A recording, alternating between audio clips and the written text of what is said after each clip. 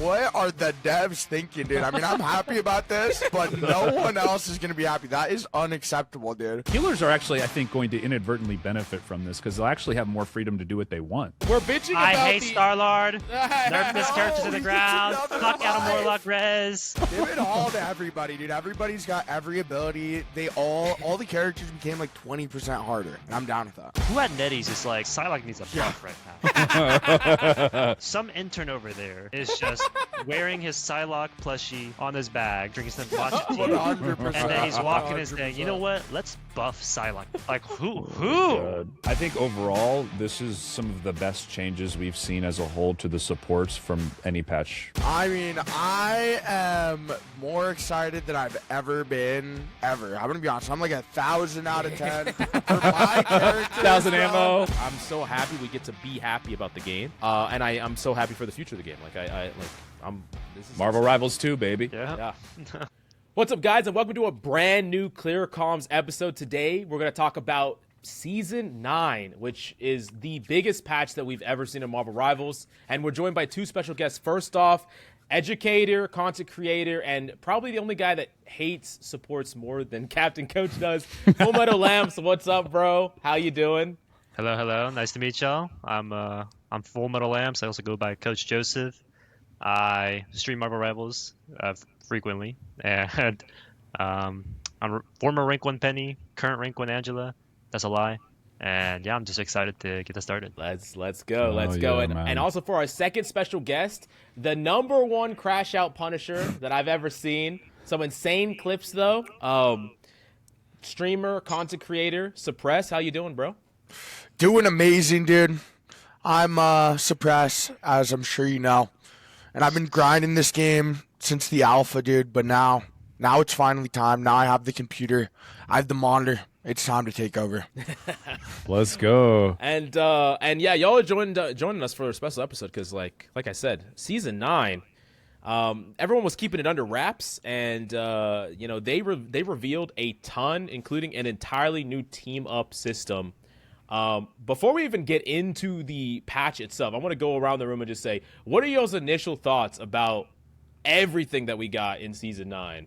Let's start with you, Suppress. How do you feel about just first impressions?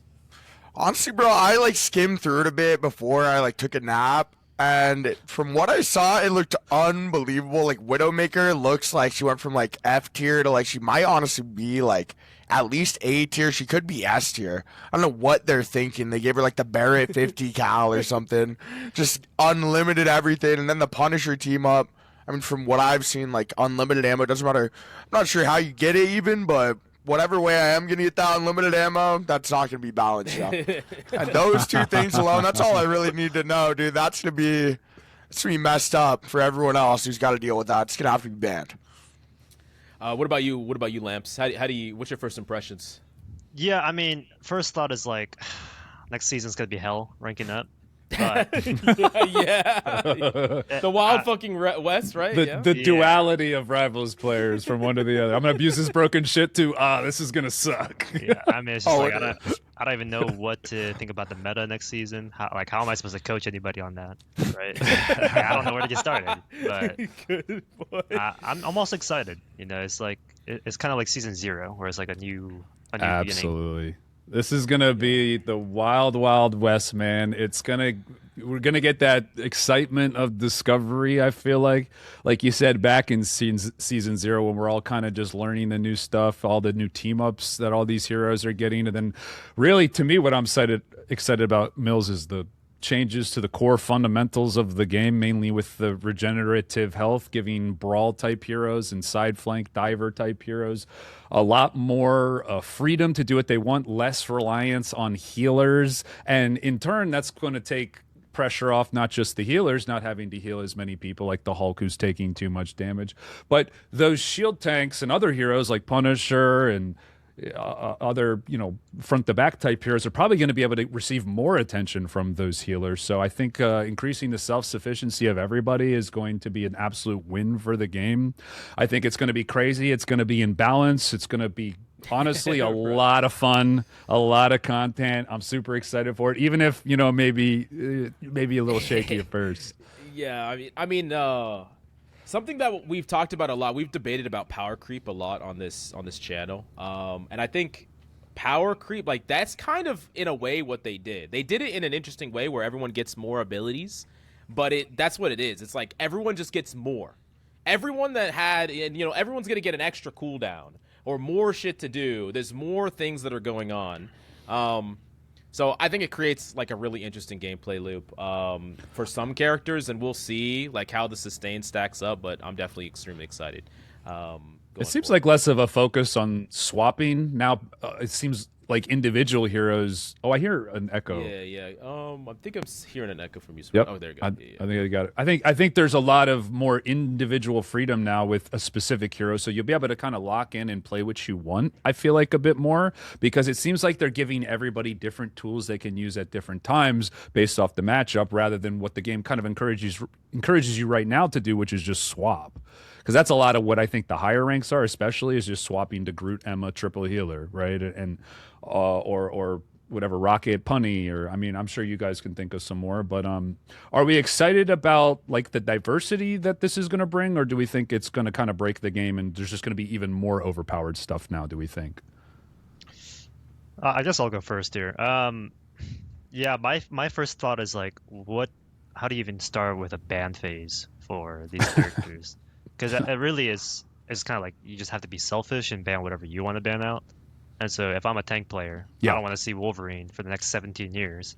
But there's some support players going to be like, well, they have a diving Daredevil with 3 different team ups. Well, like, how am I supposed to deal with that? And I'm willing to give it a try, but it might just like change the game in a bad way for a long time.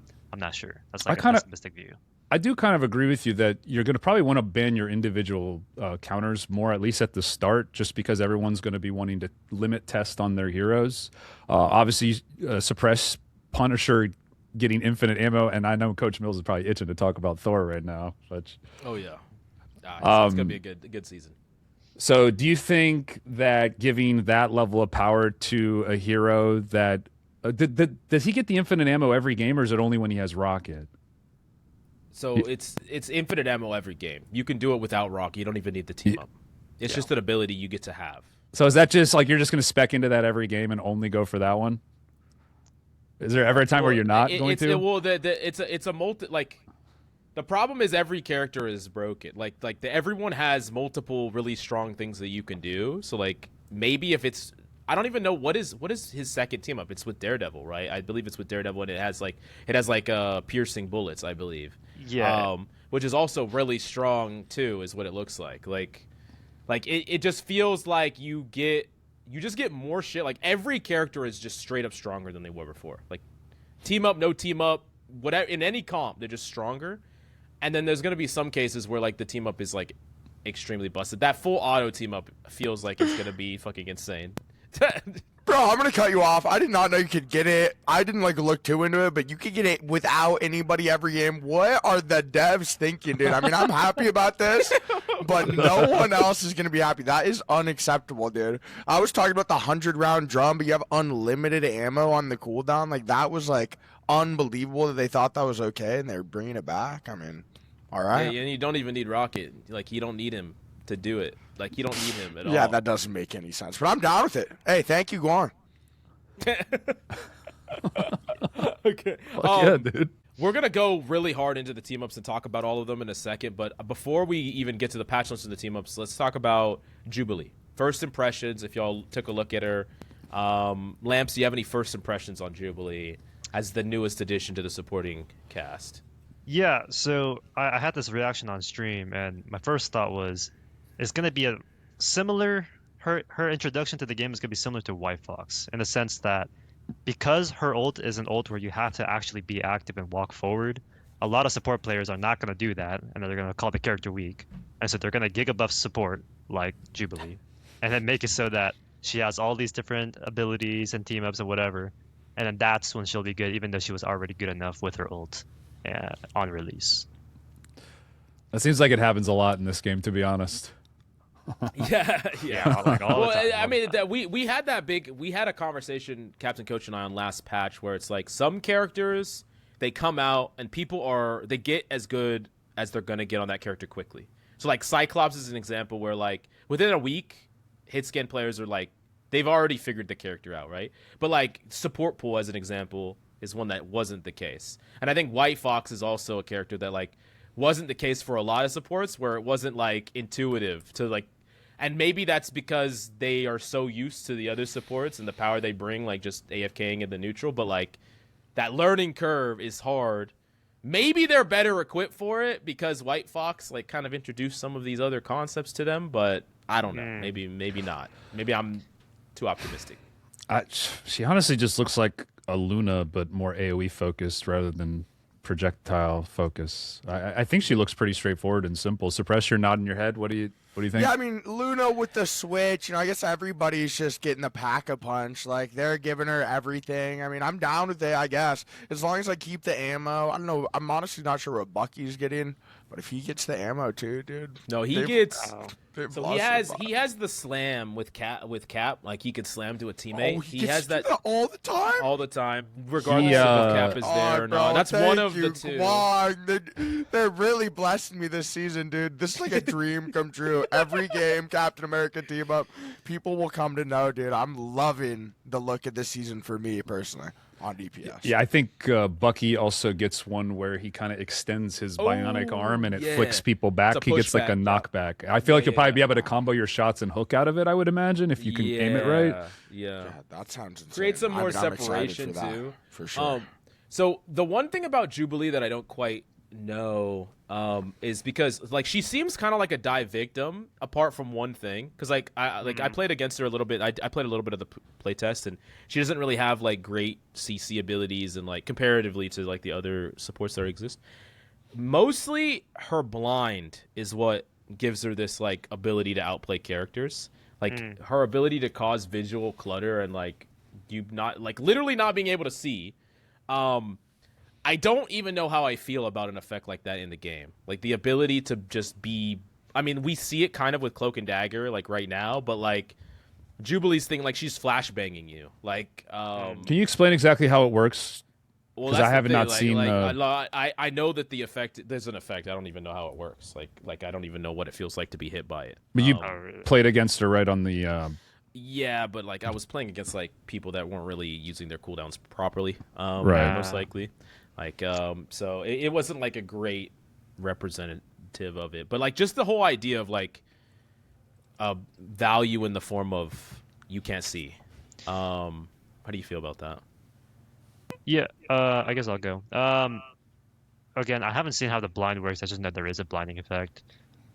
The thing about utility in this game is there's just so much of it that they're always making up new types of utility, right?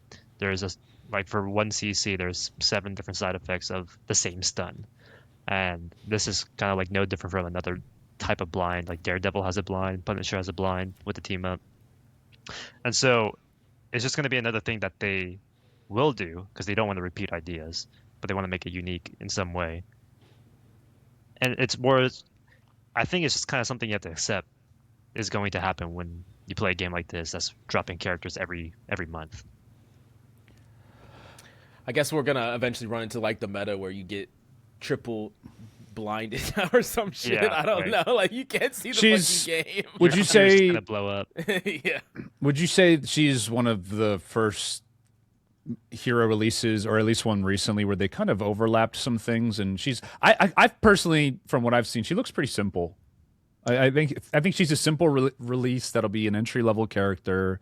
It's just my first impressions. I think she'll be popular in the skin department because of like her aesthetic, her style, you know, the type of hero she is. Like I think she's gonna be like maybe like Luna Light is kind of where I feel like she's gonna kind of fall as a hero. I think she'll probably always be one of those characters that's kind of strong, just easy to land abilities. Nothing looked too hard to hit on her.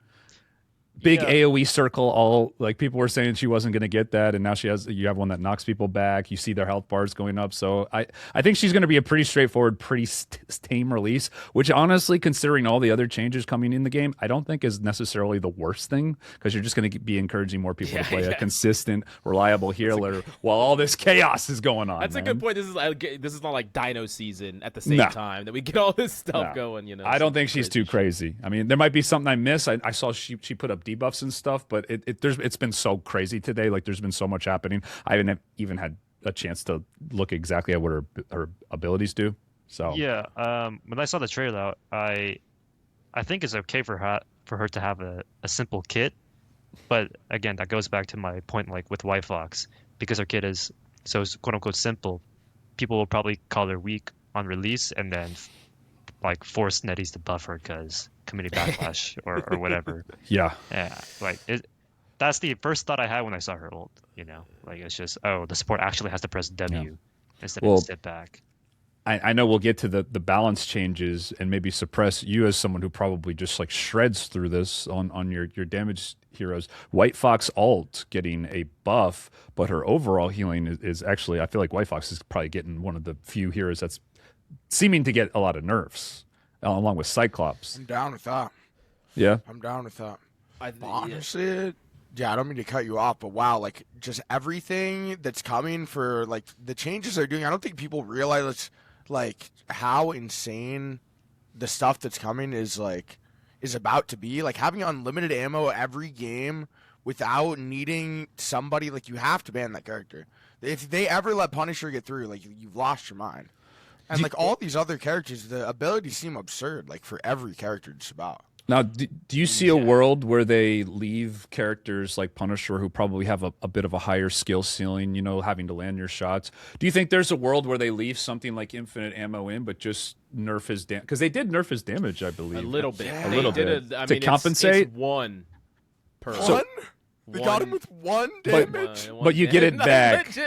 You get it back. You get it back if you have the Daredevil team up. Right. So if you do the Rocket team up, you're down a damage. But if you do the Daredevil team up, you're back to just the normal amount of damage. Yeah, you're down a damage, but you're up 1,000,000 bullets. I mean, I'm down with it though. Hey, this is my season. I'm excited. I'm really excited. Wow. And so I'm gonna transition us into the patch notes, and we're gonna take a look because the thing I want to talk about first is like, so what they did. I don't know. Can y'all all see this? Is this looking clear? Yeah, I can see. I can see. Yep.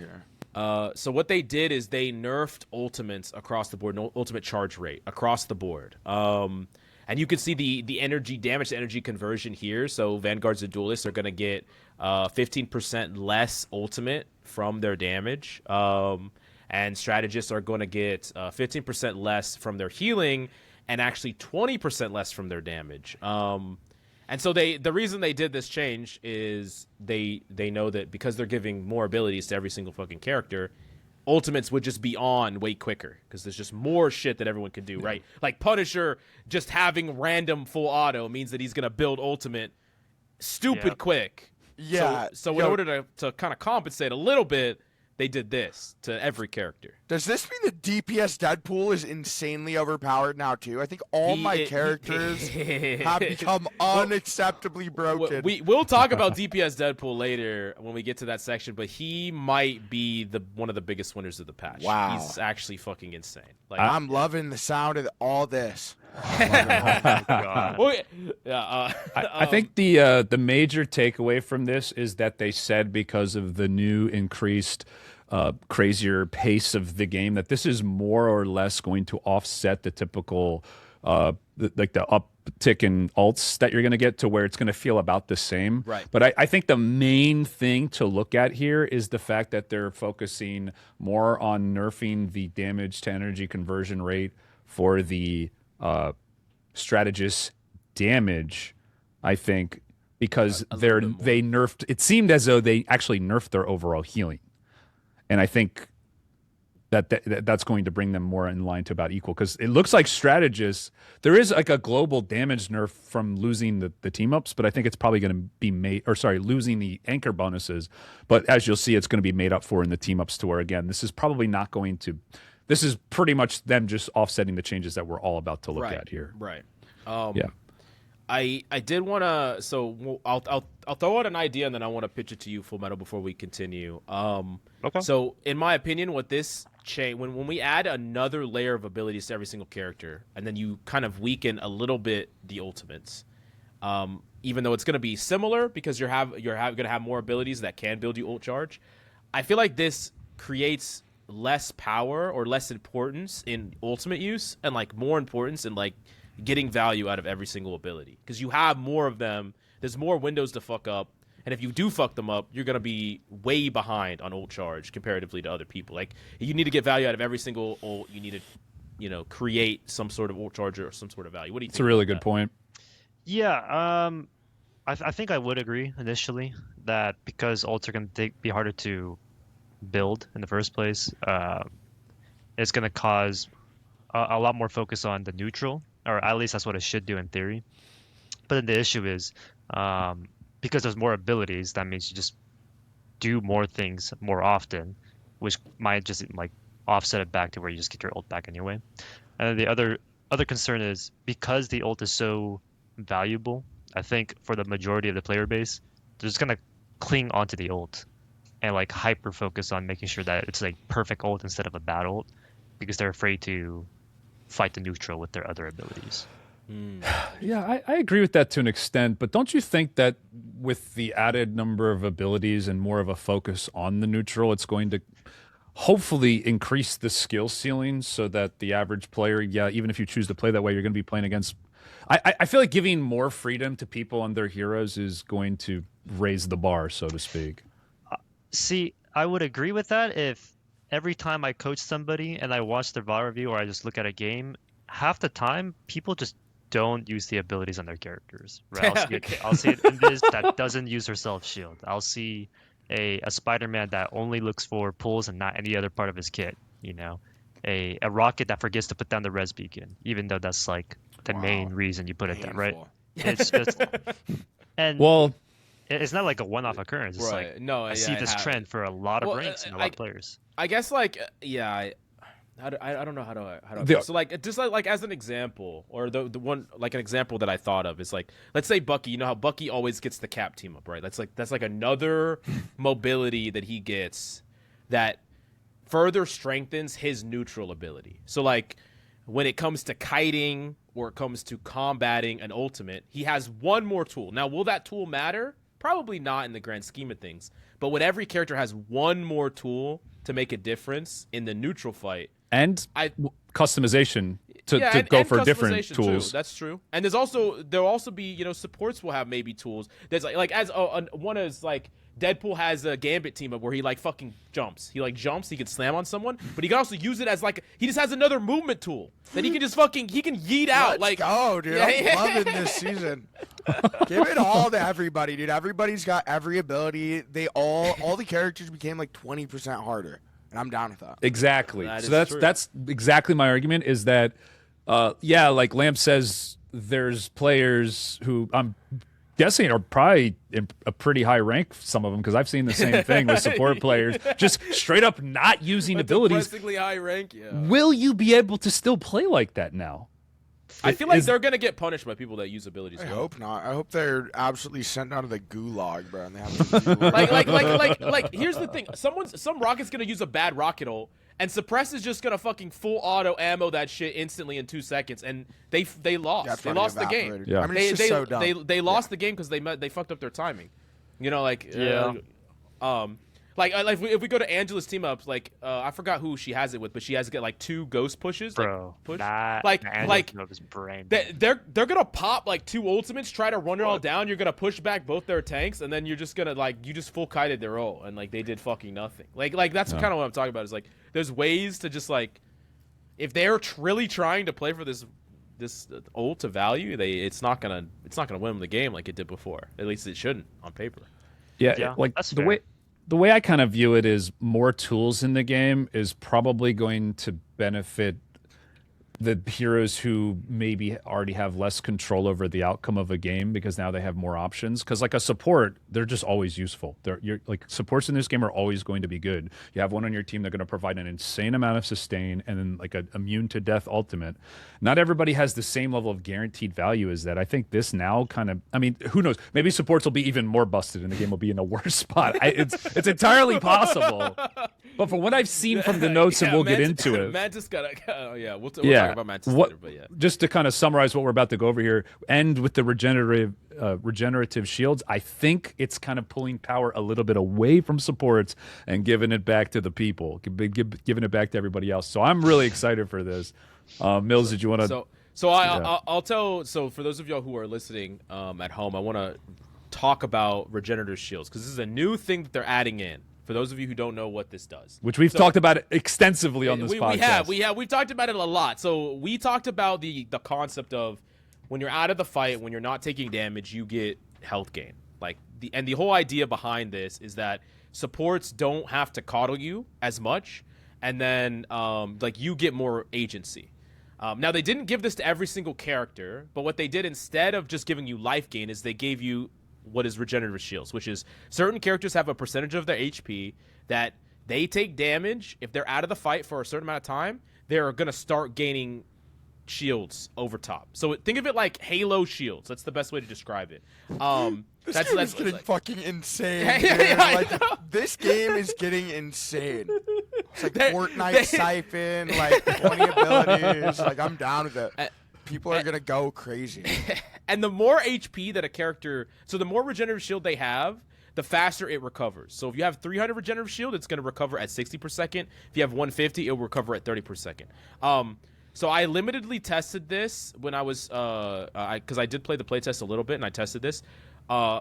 Thor with regenerative shields feels fucking unkillable. Because I can dip out of a fight for a little bit. Is it like Bucky too? Is it like his E, like all his abilities, is that the shields? Or like what? How does this work? No, so for all tanks. Only specific characters get it. So not every character has it. So that it's would have been unacceptable, dude. Angela, Thor, Venom, Thor, like there's a couple there. Then there's some DPS that have it, but not every DPS. Only the hyper mobile ones do. It's a buff to the brawl and dive mostly. Like gives them Star-Lord. I don't know if Deadpool got it. Star-Lord did. I don't think Spider-Man got it either. We'll go through all of them. We'll talk about all of them. Deadly then, too. Yeah, there's a lot. There's a lot about Star that's kind of broken. But basically, regenerative shields operate in the same way that HP does. So any character that gets regenerative shields, it's a strict buff. Like if they lost 100 HP and they got 100 shields, that's just straight up, just strictly better. It's a strictly better thing. Before we move on, Lamps, do you have any thoughts on regenerative shields, like as a concept? Yeah, so I mean, I come from Overwatch, and they've had blue health, blue shields for the longest time, and they've always had a hard time balancing that with regular shield and then this concept called armor, yellow shield, yellow HP. And armor was always dumb, yeah. Yeah, and my issue is just having blue shield, blue HP, like regenerative shields, that's always going to be a buff, and so that's just going to be another thing that they have to balance around, right? Like maybe Daredevil, right? I think he has 150 regenerative shield. Maybe that's too much, and they have to change it to 75. But if they change it to 75, maybe they have to buff another ability on this kit to make up for that, because just the healing itself is too strong. I'm not sure how it's going to work out in this game. But again, I mean, I'm willing to give it a try, and if it's terrible, then we just have to fire everybody. I agree with that, but if you'll notice here with some of the heroes, I think, yeah, they will have to balance around it, but more so, I think this is the balance. I think this is them trying to make certain heroes less reliant on the healers so they can heal in a more typical sense. Healers are actually, I think, going to inadvertently benefit from this because they'll actually have more freedom to do what they want. And it's really going to reward the good players in particular. I played so I played a lot of Venom in the playtest. I played like 3 games of Venom Full Metal. Because Venom has this, and I know you play a lot of Venom too. And I watched a clip specifically of you where you were like trying to set up, and you try to set up, you took damage, you got stunned. You try to set up, you took damage, you got stunned. Then you have to go back to your fucking team, or you just die. Yeah. With Venom's new team up that he can have with Blade, where his tendrils give him life gain, like life steal. So he just gains life What the fuck, from his. dude? He gets regenerative shield, so if he's out of combat on a setup, he gets to get HP back. Yeah. The combination of those two things together make you exponentially more independent from your team. Like you can set up completely independent. Like you could be at 1 HP, get out, get your 300 fucking shields back, Get a health re-engage with tendrils, and you could gain HP on that, and then have shields over top. Like it's actually, like maybe it's too broken, but it does mean that you don't have to full kite out, go back to your team all the time. Like you are so much more independent from what you were before, which it makes me excited as like an off-tank player. I can understand how it might be too broken, but I mean, I guess it's one of those things. It's like might be a case-by-case basis. Yeah, I don't mean to cut you off, but I'm not gonna lie. Like, I feel like that is another reason. Like, all the characters getting buffs like that. That's another reason. Like, that itself is another like Punisher, Bucky buff. Like, all these insanely healthy tanks, Venom, Thor. These characters are gonna be like the best in the game. If you don't play Punisher, if Punisher's not banned, you have to play it into these characters, or you will never kill them. Yeah. And then if that is Good point. like, if that is banned, you have to play Bucky. Or you have to like play some other DPS character like Phoenix, which probably will be banned. So you'll be forced to play Bucky. And with that team up, you get the extra 3 rounds. So if you could like use that properly, I mean, Bucky and Punisher are going to be probably like the 2 best characters on DPS. They're going to be very strong, yeah. 100%. And my thought process with those type of buffs where it's you rely on your team less is I don't know how good that is for a team-based game. But then again, this community is so bad at the video game. There's no coordination in the first place, right? But if that does happen, I just don't know how that's gonna play out for a majority of the community, where it might feel like they're more isolated, more individualistic. About to play out well for me. That's I gotta before we like really dive into it, would you say that maybe that the balancing that this game has had for previous patches, maybe not all of them, but has probably pushed some of the people who value that competitiveness away, like push them away from the game? Kind of like what was it, Ship of Theseus, where you keep replacing one bit of the player base and eventually it's not the same one anymore. Do you feel like that's happened a little bit? I feel like it has, but I think a large amount of, like, especially people from Overwatch, right? They don't view this game as very competitive, and I kind of agree. I think it's like a baby game, quote unquote. Yeah. Because of how a lot of the times they will reduce a character, right? Like they'll make instead of having Loki be like complex where you could be attack or supported, there's like only a heal bot now, right? Like those type of balance changes kind of make the game less interesting and less versatile, but also it's just like very heavily top heavy. Right. Right. Would you say this is a step against that, like a step in the other direction? All these changes, like going back to your Loki example. Yeah. With the team up, Loki can fucking mid-fight copy a Punisher and then shoot people. He got Yeah. I don't think he can shoot. They do I don't think he can shoot. He can just pretend to be it. I think it's just a disguise only. No, I'm pretty sure. No, he straight up shoot. kills people. Oh, as the he Punisher. does? No, you turn. So if you have the team up with Hela, you can legitimately turn into somebody, and then if you die, you go back to Loki. Now you don't have your ult. It's like a copy, You're just but a you just zombie. get the You neutral. come out as a zombie and then you're back again, dude. You have 2 lives. I mean, every character is insane. But that's kind of what I'm talking about. Is like that is like it's very wacky and weird, but it's undoubtedly like a much higher skill ceiling than it was before. I'm down with it. I think it's gonna be insane. I think it's really gonna show who is absolutely terrible. Like, if you are not the best, you are gonna get absolutely embarrassed. Like, if you don't know how to do every ability, every character, like maybe they got even harder than 20%. They have 2 abilities, dude. Like, even for like the Punisher ability, the piercing ability, maybe there's a time where they're playing like some crazy comp and you pull that out, and it's like it's gonna get to a point where if they don't remove all this shit, which they probably won't, and they'll keep like working around it. If you could like get good at being like, okay, this time I'm gonna use the piercing against this comp, like, yes, and if you could switch it in between the game, like, that's insane. I'm so excited for that. Switch it. Yeah. You're good. Yeah, in the middle of the game, and you could even There's a buff For to those of one you- trick. For those of you who are listening Yeah, in for the first yeah. time and y'all didn't really kind of see how the team ups worked, if you get to choose either team up, and it doesn't matter if you have the team up character, you get to use the team up. But if you do have that team up character on your team, you get an even further effect. So like as an example with Loki, he can choose the Hela team up, and he can just copy any character and play as them. But if he has the Hela team up, or if Hela's on his team, if he dies as that character, he gets to go back to Loki. And so like there are other effects like that where it's like you get even more. And so like let's say you're in a duo, right? And you're running, okay, I'm gonna run Punny Rocket, and it's a bigger aura and it lasts longer. So you run Punny Rocket, you get the team up, and you're like, oh fuck, okay, actually let's swap. You go Daredevil, I'm gonna swap my team up to the Daredevil team up, and now we get to run this powerful team up. And so like you can do that with a lot of character pairs. Like duoing is broken. Insane. Yeah, I'm not gonna lie. This is making the game like 3 times crazier overall. Like the amount of stuff that's about to happen is gonna be like unbelievable. I'm not gonna lie. One thing I will say though is I welcome this change, and I think there's a lot more versatility, but I think it also makes it a lot harder for the pro scene, right? Because Yeah, bro, that would be insane. I saw. I forgot who it was. I think it was Sparksheep or someone. They tweeted out. They were like, "LAN is in 2 weeks." Yeah, And they did this change. They're playing LAN in Cali in 2 weeks, and they had to deal with It's this. a good thing it's legal over there because it's about to be a fucking clown show, dude. Yeah. What in the world is about?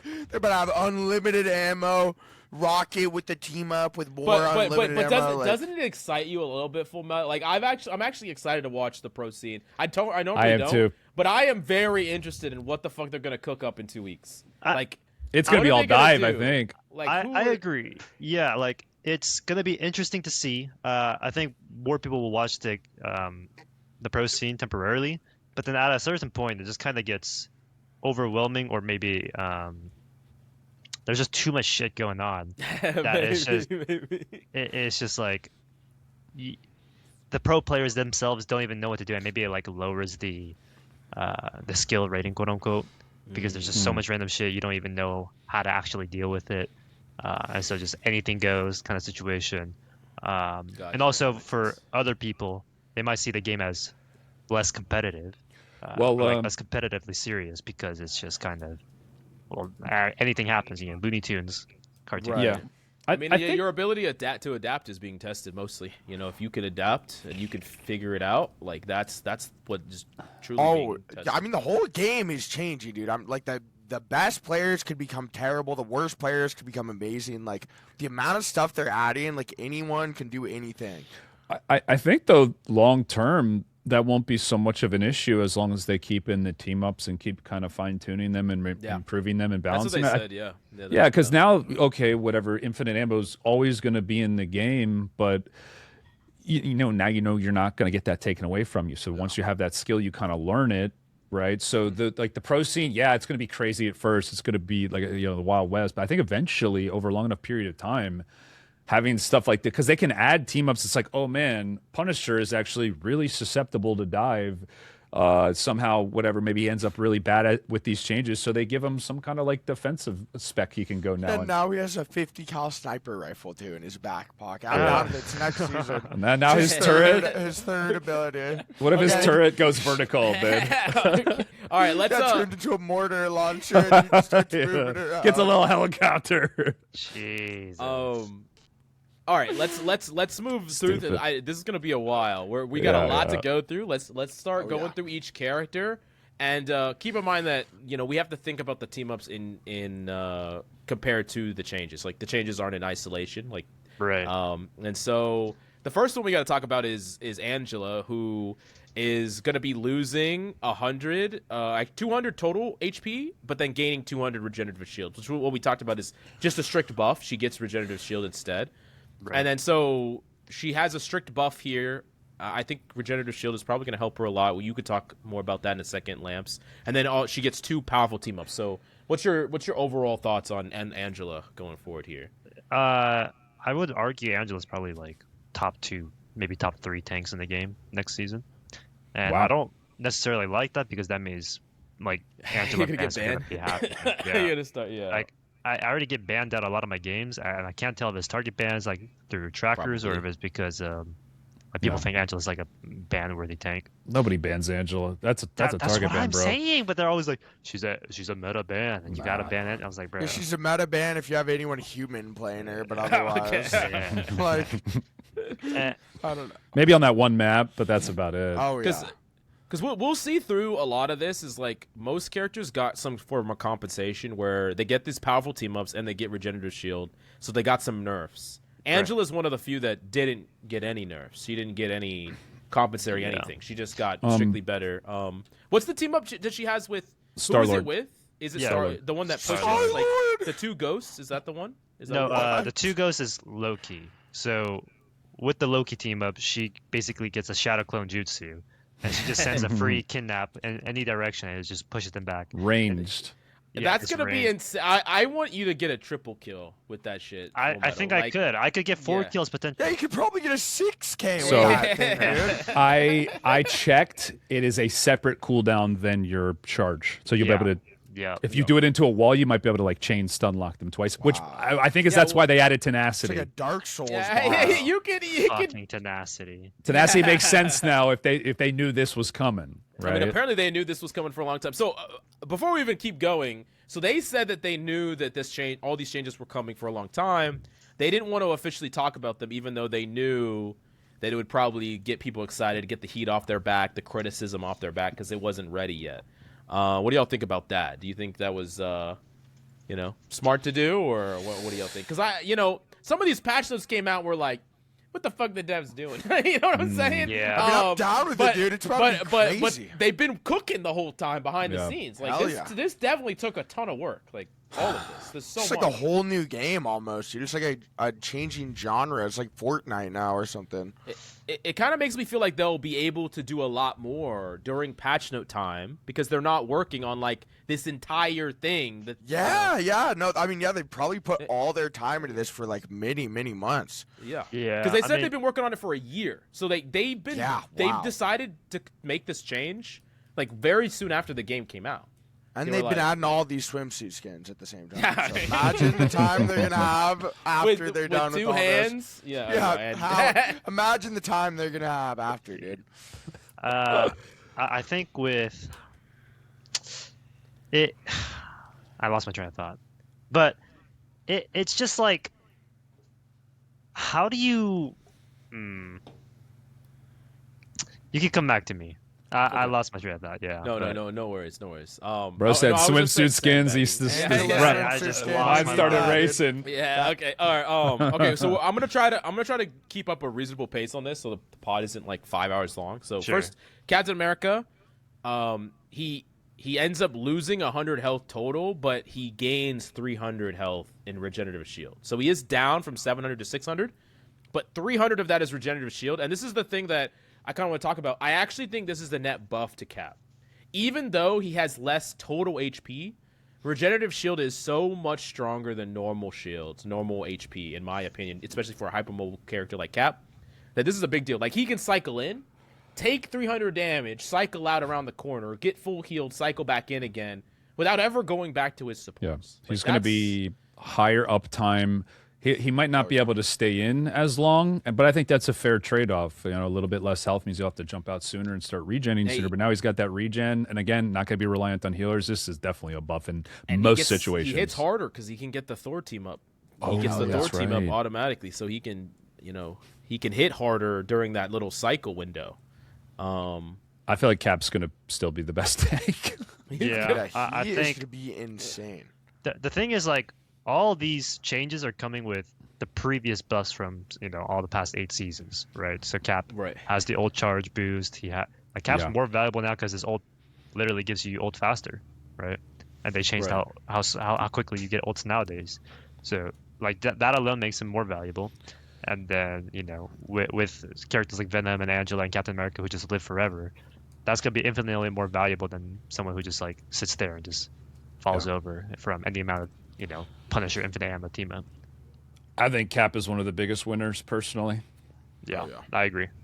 Yeah, he's gonna be sick. Yeah. Okay, so Deadpool Vanguard. So I actually tested this quite a bit. And as a chronic Deadpool Vanguard abuser, is like I feel like he's the only character I was ever actually good at this game on. Probably because he was broken. But so they made his primary more powerful. They gave it to where now he gives 5% more damage reduction to his team with his aura, and 5% more damage reduction to himself. He gets basically no HP change. He loses a little bit but gains a little bit. But overall, this is going to allow him to level faster. Now, here's the thing about this. Like, this is nice, but this is not why the Deadpools are, like, on crack. They're on crack right now because of the Hela team-up. So now, for those of you who don't know, listening in, after you upgrade the pistols or the sword, you can flip to the next page of the Deadpool book and upgrade the pistols or the sword a second time to imbue them with Hela energy. Yes. Forever! Every game! Yes. Every game! Yes. No, thank you, Kwong, dude. It's like my birthday. And every game? And Wow. the Hela pistol, it fucking slams. Like, it does a crazy amount of damage on every character. Oh my god. And the I'm Hela excited. swords is very similar to like Phoenix Sparks. Can you in get the them fact that both, or you gotta like decide which one you pick? you can get them both if you have a Hela on your team. Yeah, it's. But you get one if you don't. I you can think still so. get one. I think you can only get the pistols if you don't. I'm not 100% That's still sure. I need absurd. to take a look at it. Some pack-a-punch pistols. Yeah, it's basically that's literally what it is. Pack-a-punch pistols, pack-a-punch sword. That's basically what it is. And Wow. it turns Deadpool, like, it gives you different lines to build to actually become really strong. But it also means that, like, if any of the pools, Vanguard, support, or DPS, in overtime situations where you're fully leveled, you are probably 20 to 30% stronger than you already were. Like, you were already maybe Thanos of overtime. Now you are, like...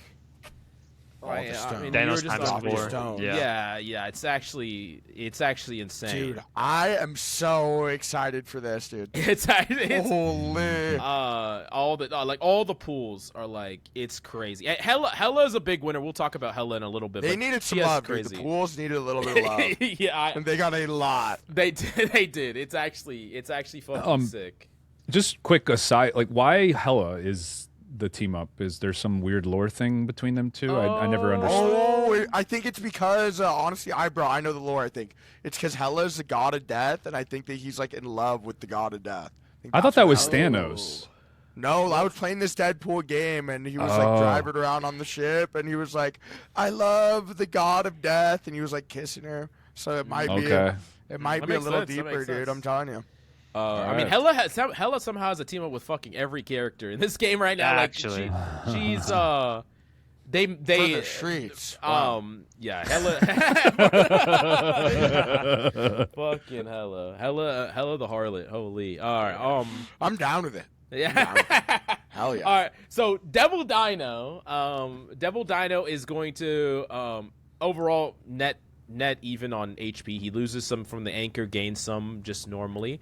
But now his critical, hitting him in the head is going to do 10% less damage. So now he takes only 60%, and he's also going to give enemies and allies 5% less ult charge from healing him or dealing damage to him. So he's less of a battery for his opponents and his team, but he also doesn't die quite as quickly because shooting him in the head is not going to be as much. These are pretty much the exact changes I said they should have made to him. Just make him tankier. He's a melee anchor tank. I wanted them to maybe nerf his shield a little bit, but I said that, like, the headshot they could have reduced and just made him more beefy and give him a little like bit lowered more his beef. damage a little bit.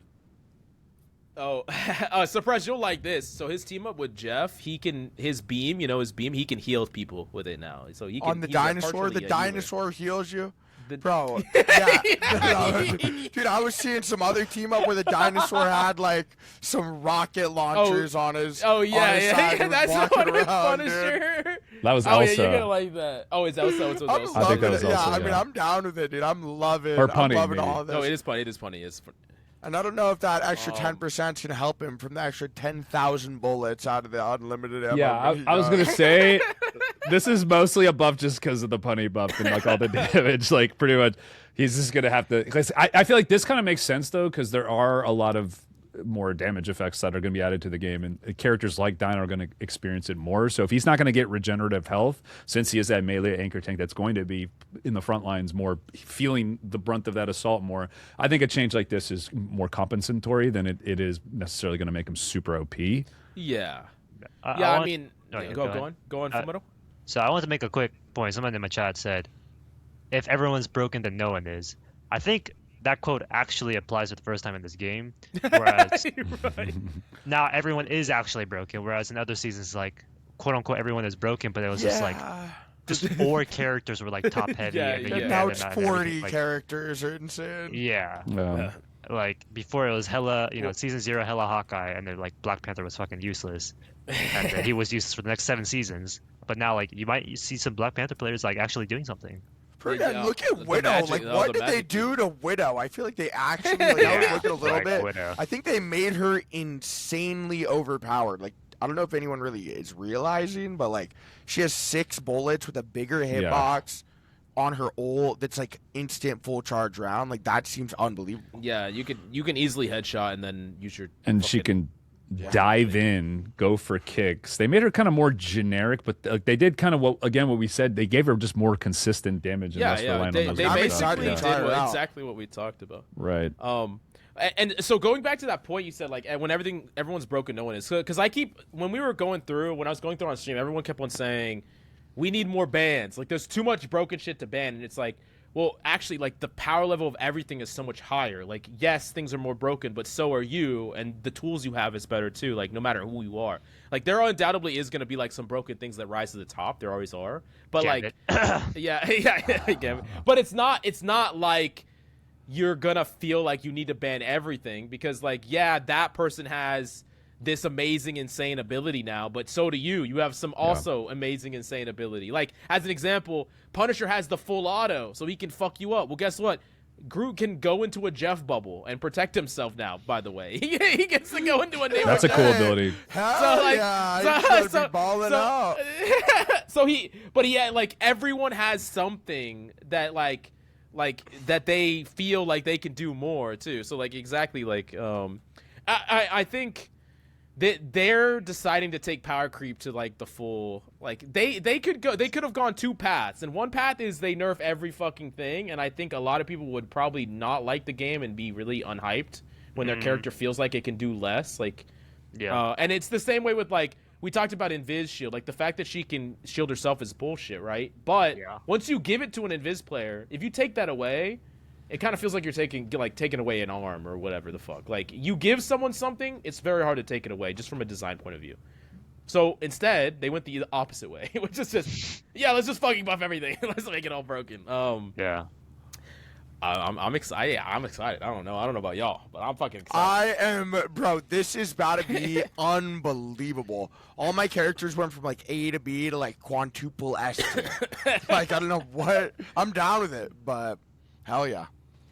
I think it makes sense though, just for the game in general, to have people be able to, even like in the casual, like we're talking about more of like the higher ranks, but just being able to log on, play a character that you want, and not feel like you just immediately have to swap because you don't have the tools necessary to outplay a lot of the broken shit. Now everybody seems to have more tools. Like, they kind of, a rising tide raises all ships sort of thing. Everybody's a little bit better now, to where maybe you don't have to just play this swap carousel where it boils down to the same 15, 20 heroes every game, you know? That's true. Yeah. Can actually specialize and be good at stuff. Yeah, that's true. Yeah, that is true. Yeah, especially the characters that have like dramatically different team ups. Like, like, as an example, we'll talk about Storm later, but like, Storm has like, one of her team ups is literally like a heal rain. Like, that's like way different. Like, she has the Thor, I'm gonna do more damage thing with her right click, but then she also has like, oh hey, I can be like a support type character. That's another thing we talked about too. Give Storm more elements to mess with. Yeah, we did. We talked like, about literally this shit on the pod. Yeah. They're listening. Anyways, so Doctor Strange. So Doctor Strange is actually going to be losing 25 health total, but his shield gets 150 more HP. And if you have Invisible Woman selected as your team-up partner, you're going to have another 150 shield HP. So you could have 1,000. So, like, But like there is a cost here. So like you get the invisible woman, you know, like the pull-in Maelstrom of Madness, and you get an 1,000 shield, like big ass fucking shield. But the alternative is you get Gamma, which Gamma is insane. So like you get the option of like, you know, a little bit of utility plus like a big ass shield, or you get like a super powerful Maelstrom of Madness in the form of like Gamba. So like offense or defense, right? Which one do you want? But like 1,000 shield is insane. Like from 700 to 1,000 is a lot more shield, but there is a lot more damage sources, as we talked about with fucking Punny. Like there's a ton of more damage that's just being poured out. It definitely seems like the tanks that don't get the health regen out of combat are getting other tankiness buffs like in other areas. So like if you're gonna frontline, you're really gonna be a frontline now. I think they're really trying to solidify heroes' identities.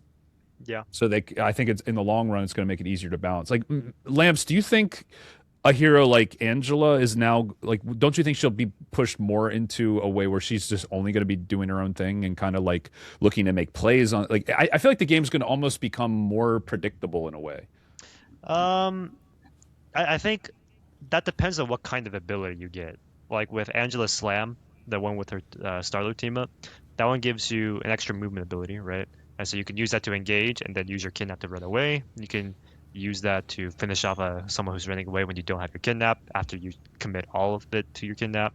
And those type of abilities have that versatility, that flexibility to do however you want to use it, versus something like, I don't know, Strange with extra shield. Like there's only so much you can do with, 100 extra, like 300 extra shield.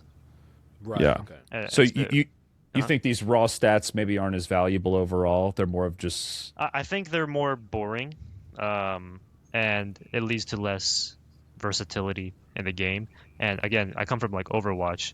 When they give Winston the ability to use his right click, which is a ranged option, versus his primary fire, which is like close range AoE, it adds a little bit of complexity to the game. Whereas if they just made it so like his shield does extra 50, HP blocked, it's just kind of like, what difference does that really make?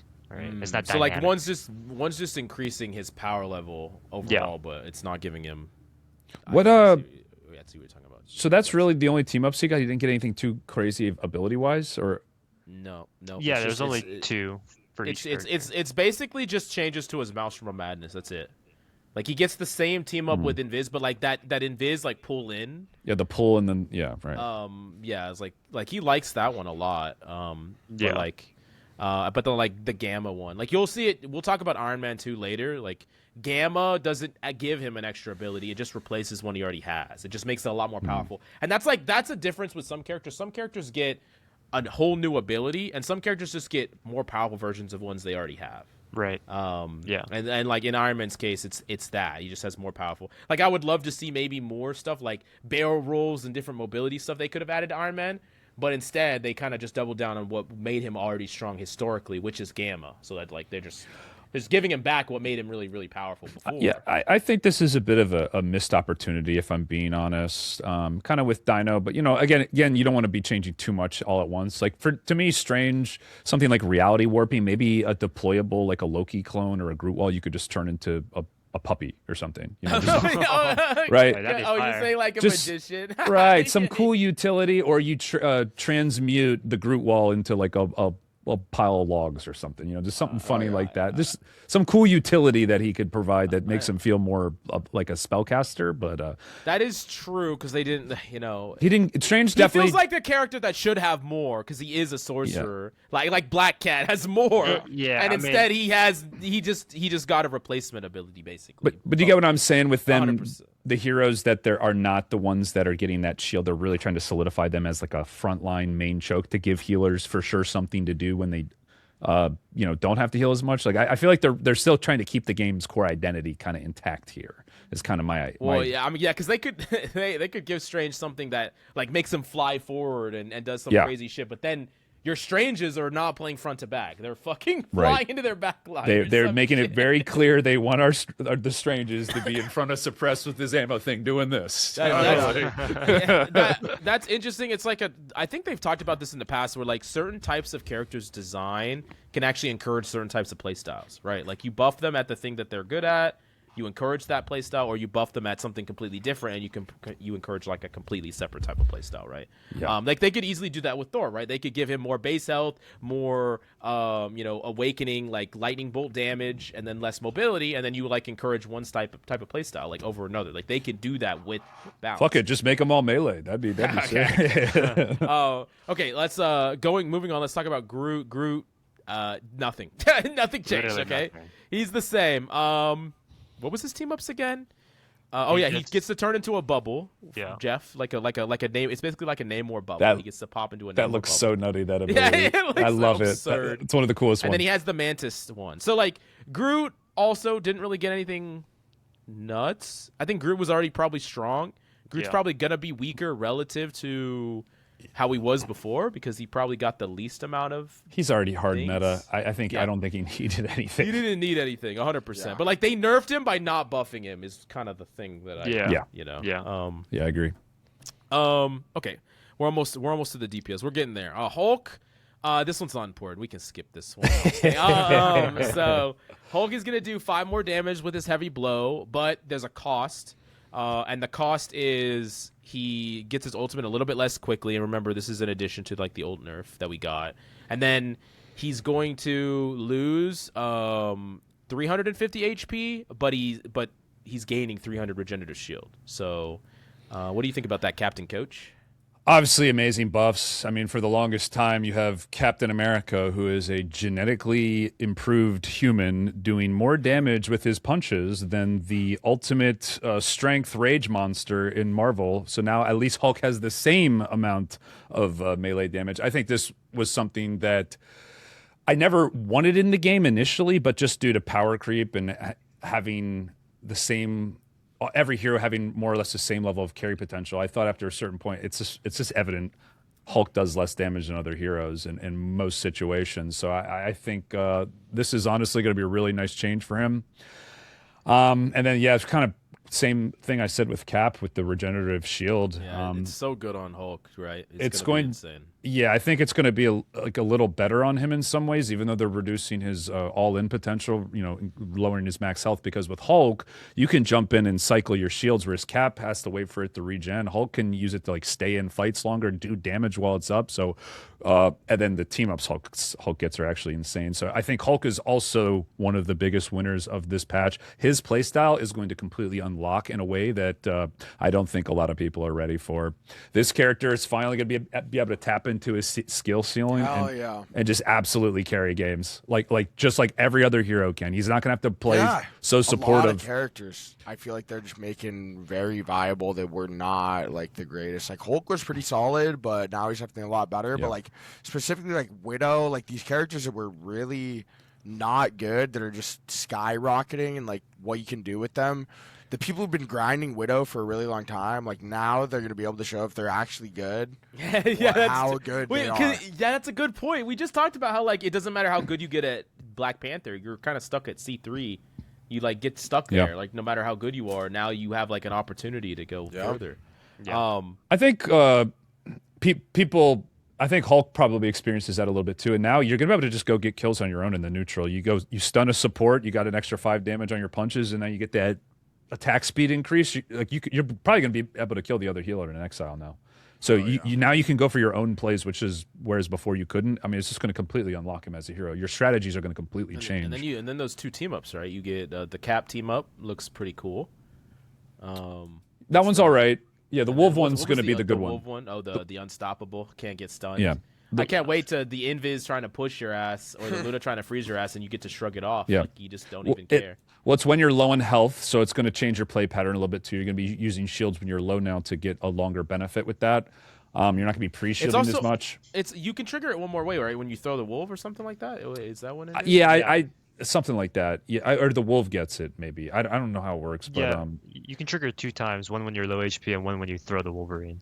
Oh, so you can choose. If you have a Wolverine, you can choose when you want. Oh my god, that's amazing! It's going to be so good. Wow, and I can't wait. Beautiful. To kind of like sidestep, that's also another concern with these team ups. There are some team ups that are just clearly better.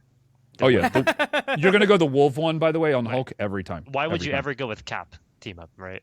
Yeah, If you're it's a control Cool awkward. as fuck. I don't know. I don't know. What do you want? I don't know. So, But the thing is, like, so what they said is they are going to now not add new team ups every season, but just balance the ones we have. Right. So like if That's good. they probably can find data, right? Like what percentage are people going this team up at this rank, and then like Right. balance it accordingly, most likely. That's actually a really good point. You could have team ups that are probably high rank team ups and some that are probably low rank team ups, and it might actually make the game easier for them to balance in some ways. You know, because now you don't just swap off a Hulk because he's not good in whatever rank or score goal. You know, now you just go the high rank team up that, like, if you're good at it, you're just like you can abuse this really good thing. You know, you might see something like that emerge. Well, okay, like I think that like one example I saw is like, so there's Spider-Man has two team ups that are both really strong. One of them is he has the symbiote team up now, so he can do the same one that he used to do, the same combos. The Venom symbiote team up. Now also, if he has a Penny, he gets 40 shields on every proc of his webs. So if he uppercuts you, he gets 40 shields. If he if he goes in for a combo, multiple point combo, he could get 80 shields, a whole bunch of shields, right? And so like for the low rank Spider-Man players or like the simple Spider-Man players, the Venom one's probably always going to be better because it's like very easy. You don't have to do crazy combos. But for like the really, really good high rank Spider-Man players, I wouldn't be surprised if the Penny one's actually better because it's like you can get a crazy amount of HP over the course of an engagement, you know, like weaving in. So like that's kind of interesting. It's like now not every team up's going to be like that, to Full Metal's point. Like sometimes it's going to be one team up's good and the other one's Mickey Mouse. Like it doesn't do anything. Or not Mickey Mouse. Shout out Disney. But yeah, you get the idea. So yeah. Interesting. Okay, let's talk about. Oh yeah. Okay, Penny. Lost 50 HP. Finally, the Penny buffs that we wanted. Yeah. The Penny nerfs that we wanted. I mean, no, I'm just kidding. How do you feel about this Full Metal? Or how do you feel about Penny's team ups? So there's, I mean, I've always had this problem since season 0, right? Penny's old as shit, and they've never once addressed this in any of her Yeah. So, like, I really just don't care about what they do to her. I think her two team ups, one's with Black Panther, where you get a shield, you become a shield tank, essentially. And then the second one is you get the Rocket Raccoon team up permanently. And so this is another one of those examples where the Rocket team up is just something you would choose every single time. It essentially, even not on like attack. Like on attack, would you use the shield one? And maybe I would never use the shield tank because I'm never going to be shielding for my team as a Penny. If I'm going to do that, I'm just going to play Strange or Magneto or Emma. Right. Okay. With the nest, it actually lets you attack Penny better because you can set up quicker, or you could put a nest behind you and put one in the front, so that you're essentially like trapping them in between. Again, like the nest gives you more versatility with how you want to play. How strong would that shield one have to be? So it's weird because the shield.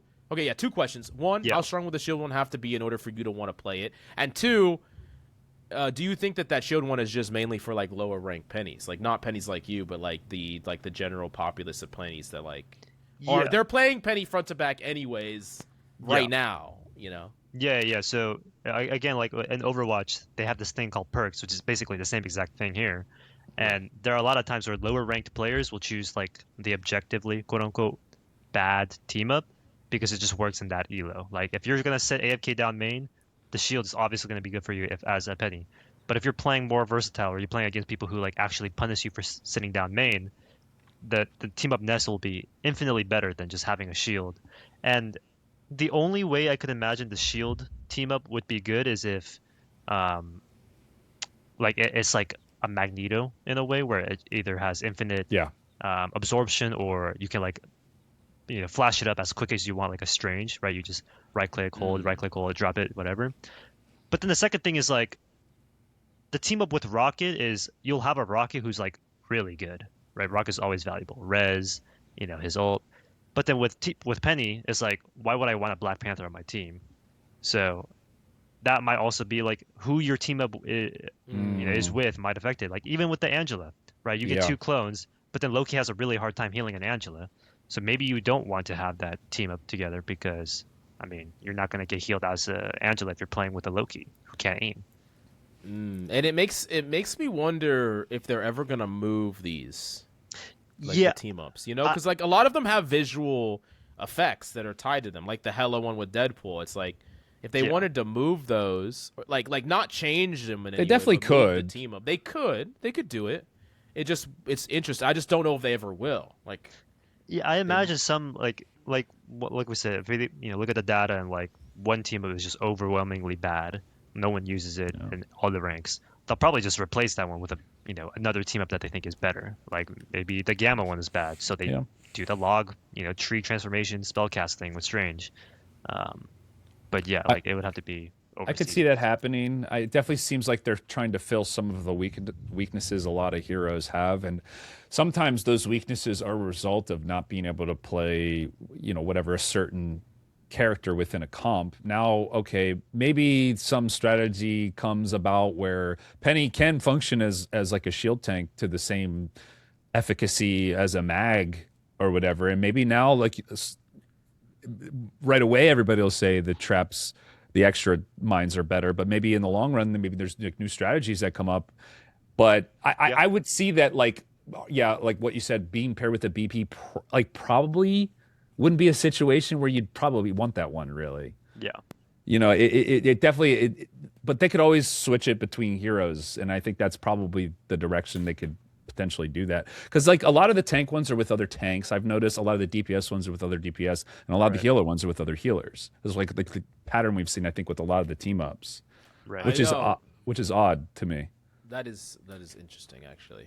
I wish I knew the numbers on that, like how many. Because what Penny, percentage are with. like Penny gets BP. one. Penny BP, Penny Rocket. It's kind of interesting. I think what we're gonna see like early on is we're gonna see some pretty dramatic changes to some of the other team ups because of exactly what Full Metal said. It's like like maybe this one is super weak, right? They might change it dramatically. They might change the entire thing.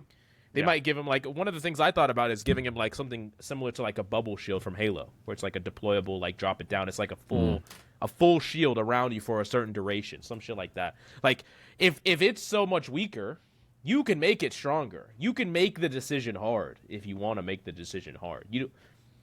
They might allow some of them to not be like going back to Groot, the Jeff bubble or the heal wall. Heal wall is always going to be better than a fucking Namor bubble, like undoubtedly. Heal wall's insane. Yeah. It's building the ultimate and all this shit, but they could find a way to make that bubble broken if they really wanted to. I mean, here's another hypothetical, okay? Because, okay, maybe that, let's say whatever, it functions like a Magneto shield for the Penny. Maybe you just had a death. Their Punisher ult's coming up next fight, and you got to hold point. You don't want to swap off a Penny because you got to keep your ult. I mean, obviously, like maybe you'd still swap, but there's going to be situations, right, where I think you're going to have unique and interesting choices to make where, hey, maybe mid-game I want to swap and catch them off guard. Yeah. I think it's going to unlock a lot of strategies that people may It not. would be, I swear, if I go up against a character the entire game and then they just randomly have an ability I'm not expecting, I'm like, what the fuck is that? It could be really nuts. That's gonna be insane, dude. You're gonna like break the big Groot wall, and you're like, okay, he's not CC immune anymore. Just use And then he whatever. turns Bubble, right? Or no, like imagine you're fucking, I don't know. I imagine that bubble can block things. So like, what if you're like, you like try to Magneto ult Yeah, you could body block. something, and maybe. then you just like you fucking body block it as Groot out of nowhere, or What if like it breaks you out of CC? You just use it when a wolf grabs you. Wolf gets like caught in the bubble like, too. there's also like this, but okay, let's move on to Rogue. So basically, Rogue got changed in like quite a few ways. They made her less survivable with her damage stance. They also made it so that she's not doing quite as much damage at full energy with the punch.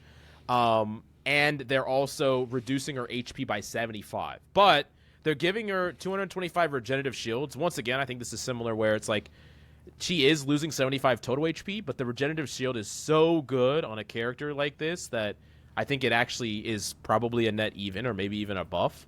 And then she also gets some really powerful team-ups like with Gambit. Is it with Gambit? No, the other character. What's the second team-up she has? Magneto. She can punch people into walls, and then they take damage like Doomfist. Which is I have pretty insane. strong feelings about this. I think this is a nerf actually for Rogue personally. I think it's actually a pretty decent nerf for Rogue. But I haven't seen the team ups. I think with her gameplay loop, and Lamps, you play Rogue too, right?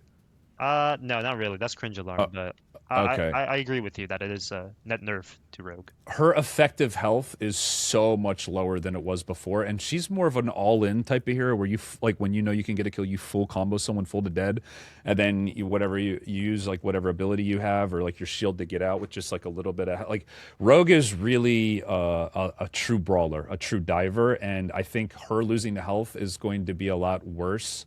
Because her primary disengage, I think, is her kick when she flies out, and she like her regenerative shield. Like, yeah, she'll be able to go off on side angles more, but I think she's more exposed when she does that because she doesn't have the consistent mobility that some other heroes have once she's used her cooldowns. So I think just losing the shield and losing the burst is really going to actually hurt her, and I don't think the shield's going to help much. When I read, one of the things they said at the beginning of the patch notes is they said some characters got nerfs.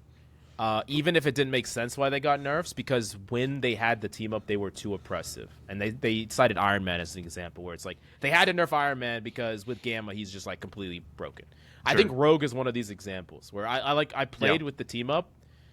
If they did not reel her back at all, like if they just kept her completely the same, replaced 300 of her HP with Regenerative Shield with those powerful team ups, she crosses these breakpoint thresholds that I think are just too far. Like, she would be fucking insane. I mean, like, she's already doing some crazy damage, and like, you know, the combo of like the Magneto team up gives her like more shields, and like with her block, it's like it replaces her block into a better block, and she can punch people into a wall and do like more damage, and it's like a knockback CC. Like, I think she's probably gonna feel weaker without the team up, but like when you add it all in, I think she's gonna be just fine. Like, she might end up being weaker, but this is just a scary character where she can get insane when you start adding stuff to her. And that's another thing with these team ups. Like, well, is it better that they gave her a Magneto team up and made her weaker overall, or should they just have not given her such a broken team up that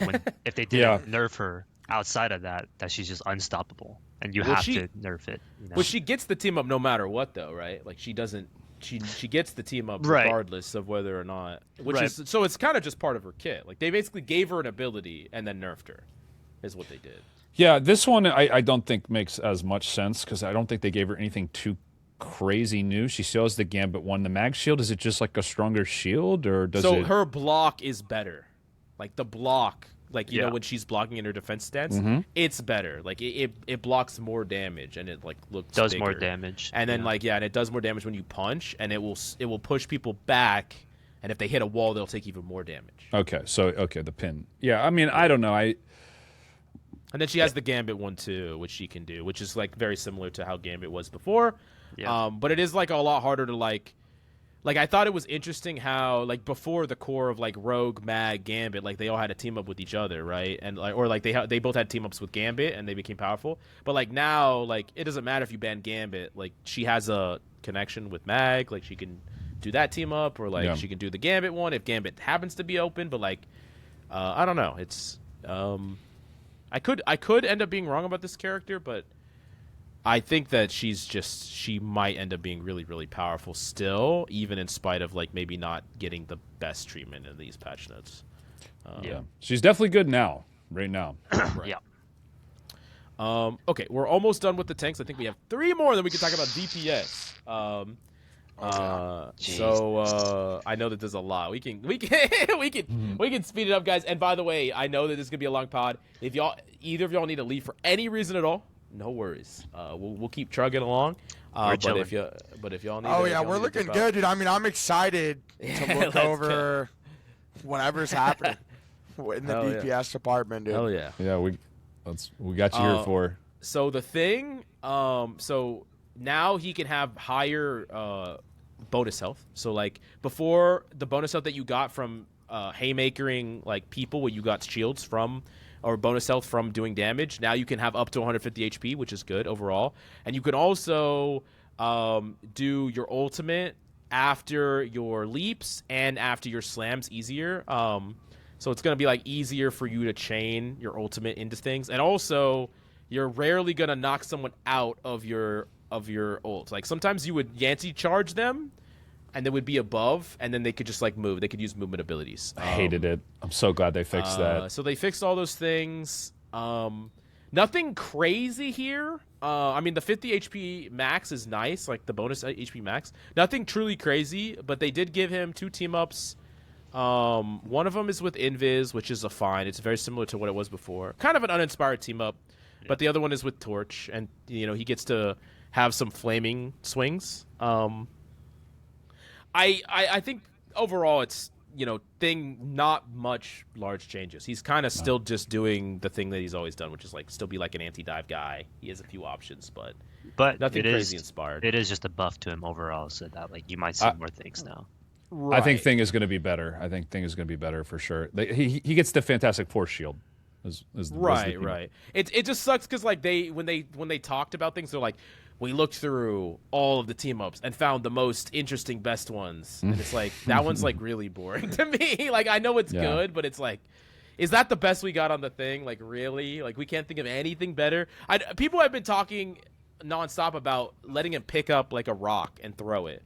Like we could have got something like that. Like we could got something. I don't know, but I think it's fine. Like yeah, it's good. Yeah, it's fine.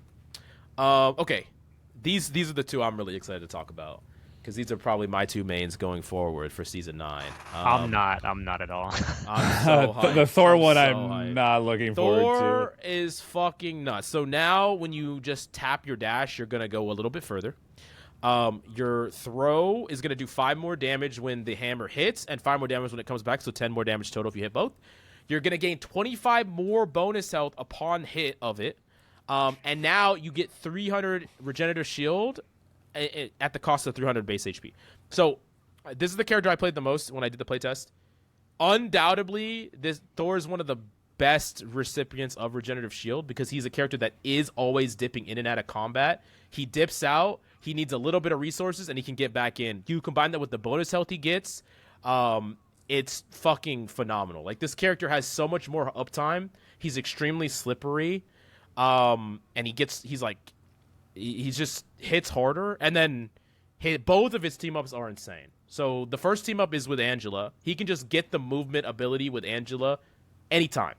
He doesn't need Angela. If he has Angela, he gets bonus shields, but the fact that you give him another movement ability, this allows Thor to play in dive comps like a lot easier, because that's kind of his problem, is he can't really overextend himself that much. He can do that really easy. And perhaps even more broken, which is crazy. Like I thought when I heard I can use Angela team up, I just wanted to use that. He gets the Hela team up, which does 2 things. Without the Hela, if you take lethal damage, you get a whole big chunk of HP that is decaying. If you don't kill anybody, you're just gonna die. But if you kill someone, then you instantly get resurrected at 300 HP. So like I can int in, die, come back alive, kill someone, I have 300 HP, I get to get out of the fight, now I get my 300 regenerative shields back, and I can get back into the fight full HP like nothing happened. If a Hela kills anybody, you by the way, you only have to participate in the final. You don't have to get the final blow. What? If a Hela kills anybody, I also just resurrect too. With the Hela. So that is not okay, dude. Regardless, either line is completely busted on this character.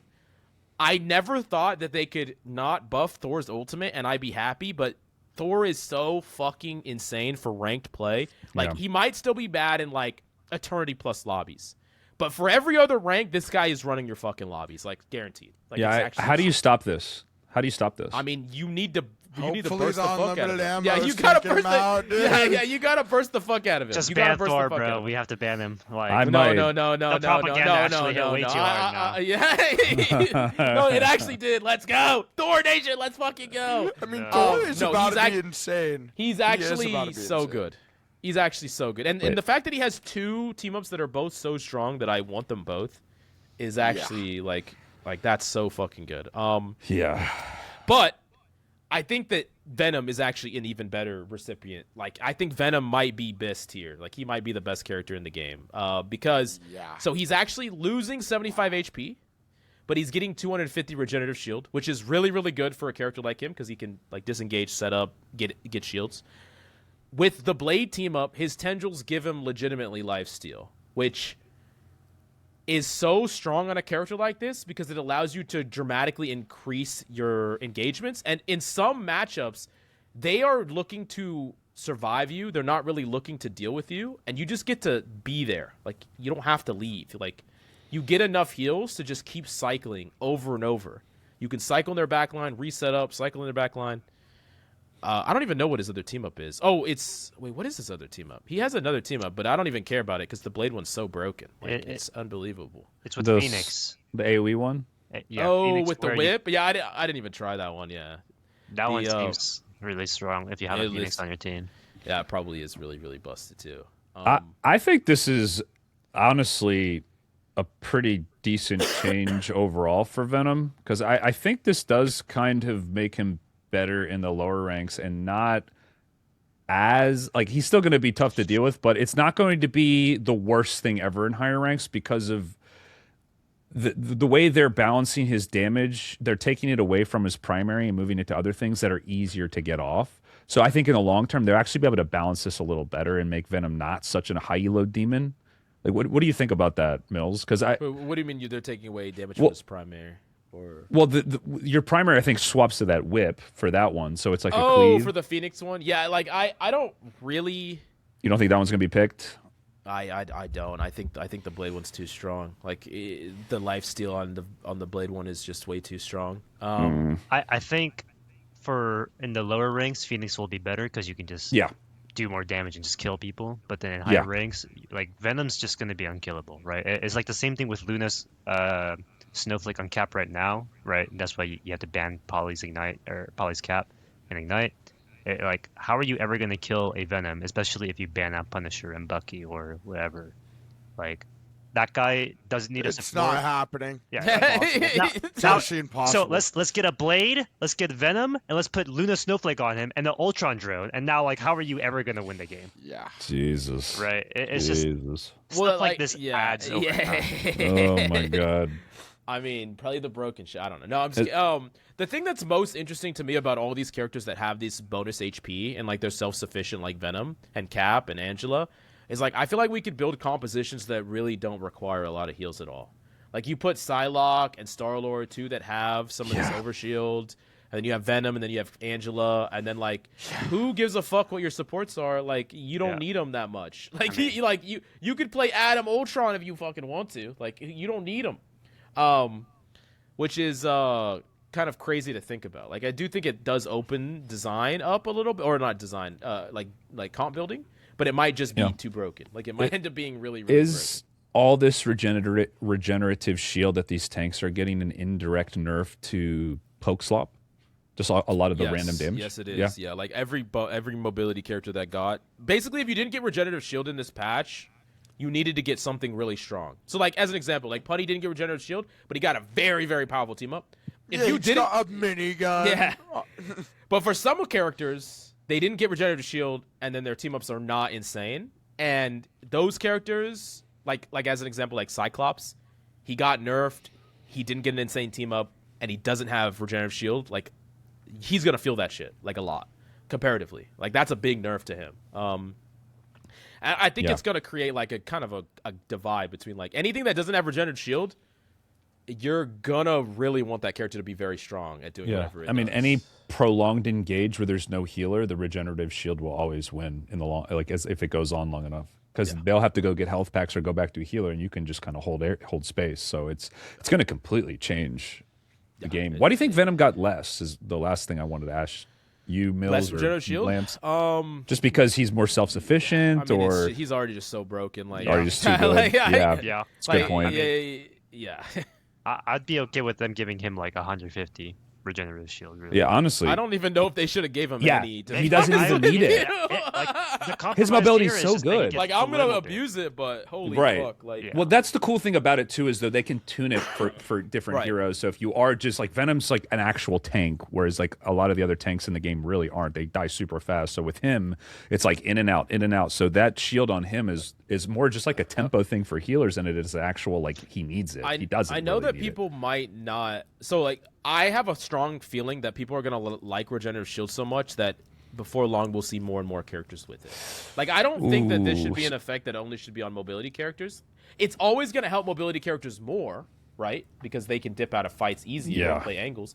But I also don't mind, like, as an example, Punisher having it. Like, I don't mind. Like, if he's out of fights for a while, I don't mind that Just give him like 50. Give him like 50. yeah, right? like anything that takes away the need to be heal botted and like gives more agency to a player is always a good thing in my opinion. I wish they would have gave regenerative shields to every character in different amounts, but this is a good start.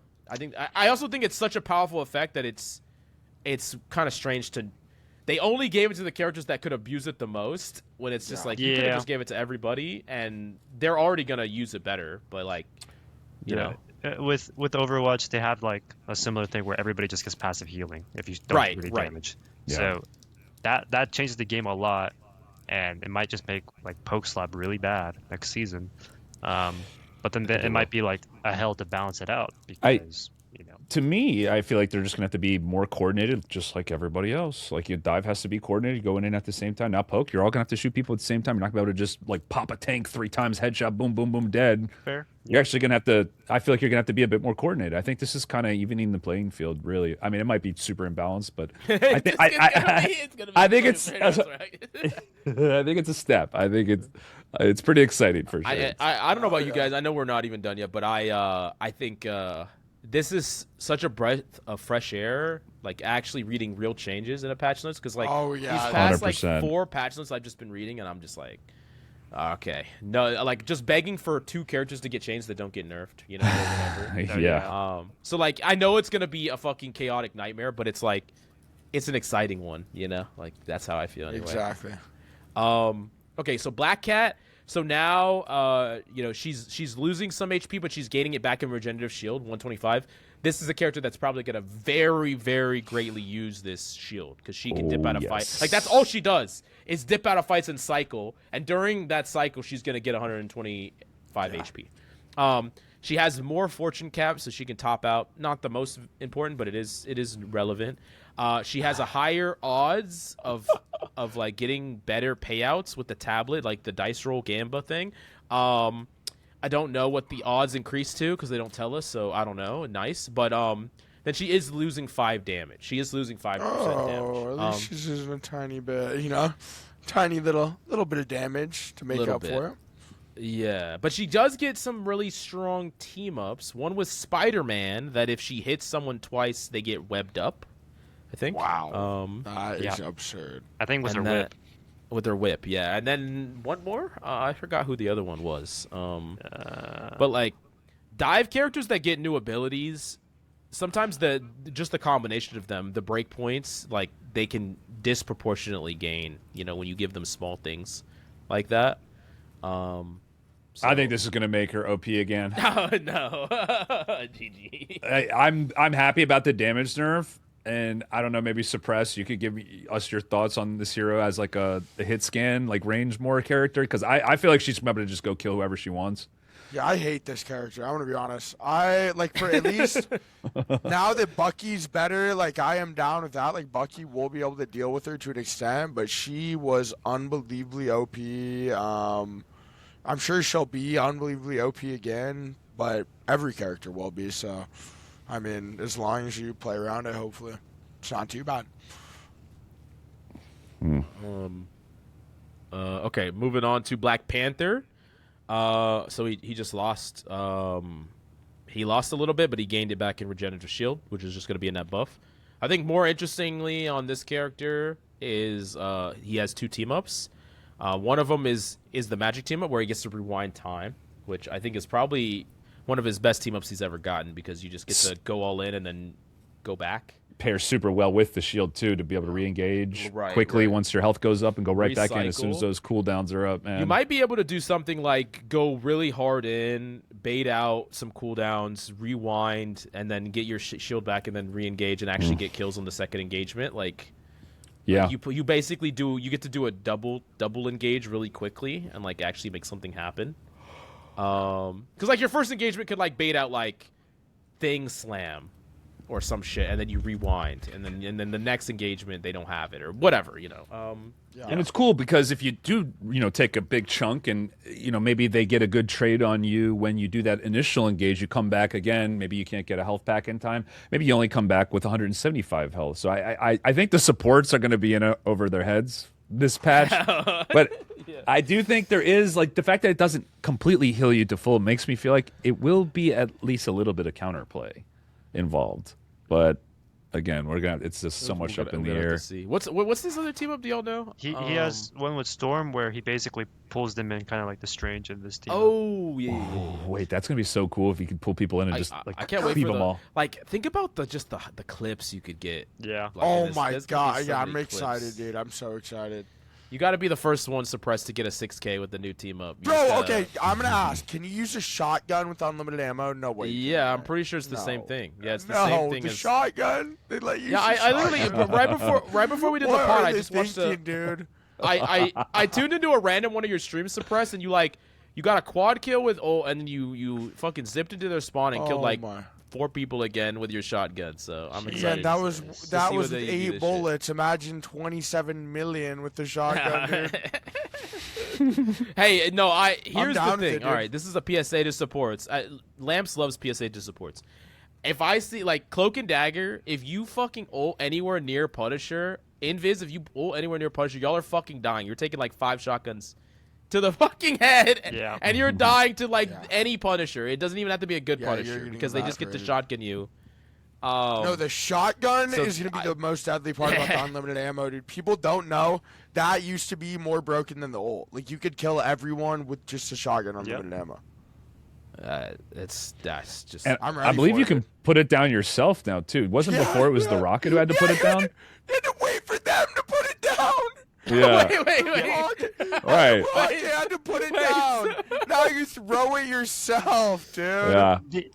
My number one memory in this game is I was playing Penny Parker. I see my Rocket and my Punisher try to do their team up on the waterfall map on the Wakanda map.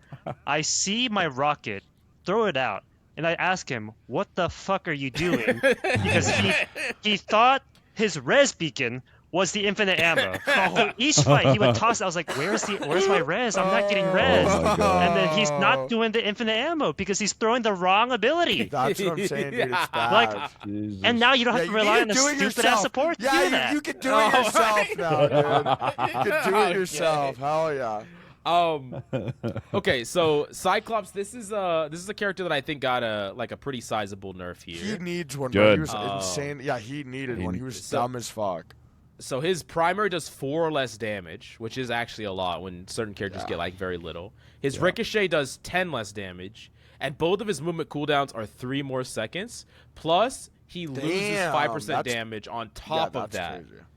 Thank God, bro. So that's Fuck like that they send him to the fucking gulag is what Yeah, they that's did. what he Like, deserves, dude. He's a piece of shit. I played a bit of him, but he's a fucked up character. Yeah, he's just a bit too powerful, like at like playing this front to back bullshit. And they heavily nerfed him. Like yeah, he does have some pretty decent team ups, but like they're nothing amazing comparatively to like other team ups. I think that like this character is quite a bit weaker. Like they actually took him like I'm glad, several dude. steps back. I'm glad. Yeah. It buffs the other characters. What do you guys think? I think he went from S plus to probably like B tier. Yeah, I mean the It's just movement like- really messes him up. He's He still- probably is like he's- low A, but He's Low still A. poke slop, and poke slop is still probably going to be good against a lot of things. Like he can Yeah. still kill you from range, but he's not going to be Biss. Like I don't think he's probably I don't like know. maybe he's top 10 at best. I don't think he's going to be a top 3 or top 5. Like yeah, I yeah.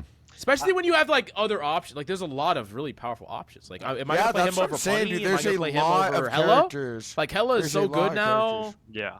Like who am I playing him over? Elsa got buffed. We'll talk about Elsa in a second. Oh my god, dude. I'm excited for all this shit. Psylocke got buffed. Star-Lord got amazing team ups. Like, Star-Lord, why am I yeah, playing Star-Lord. Cyclops?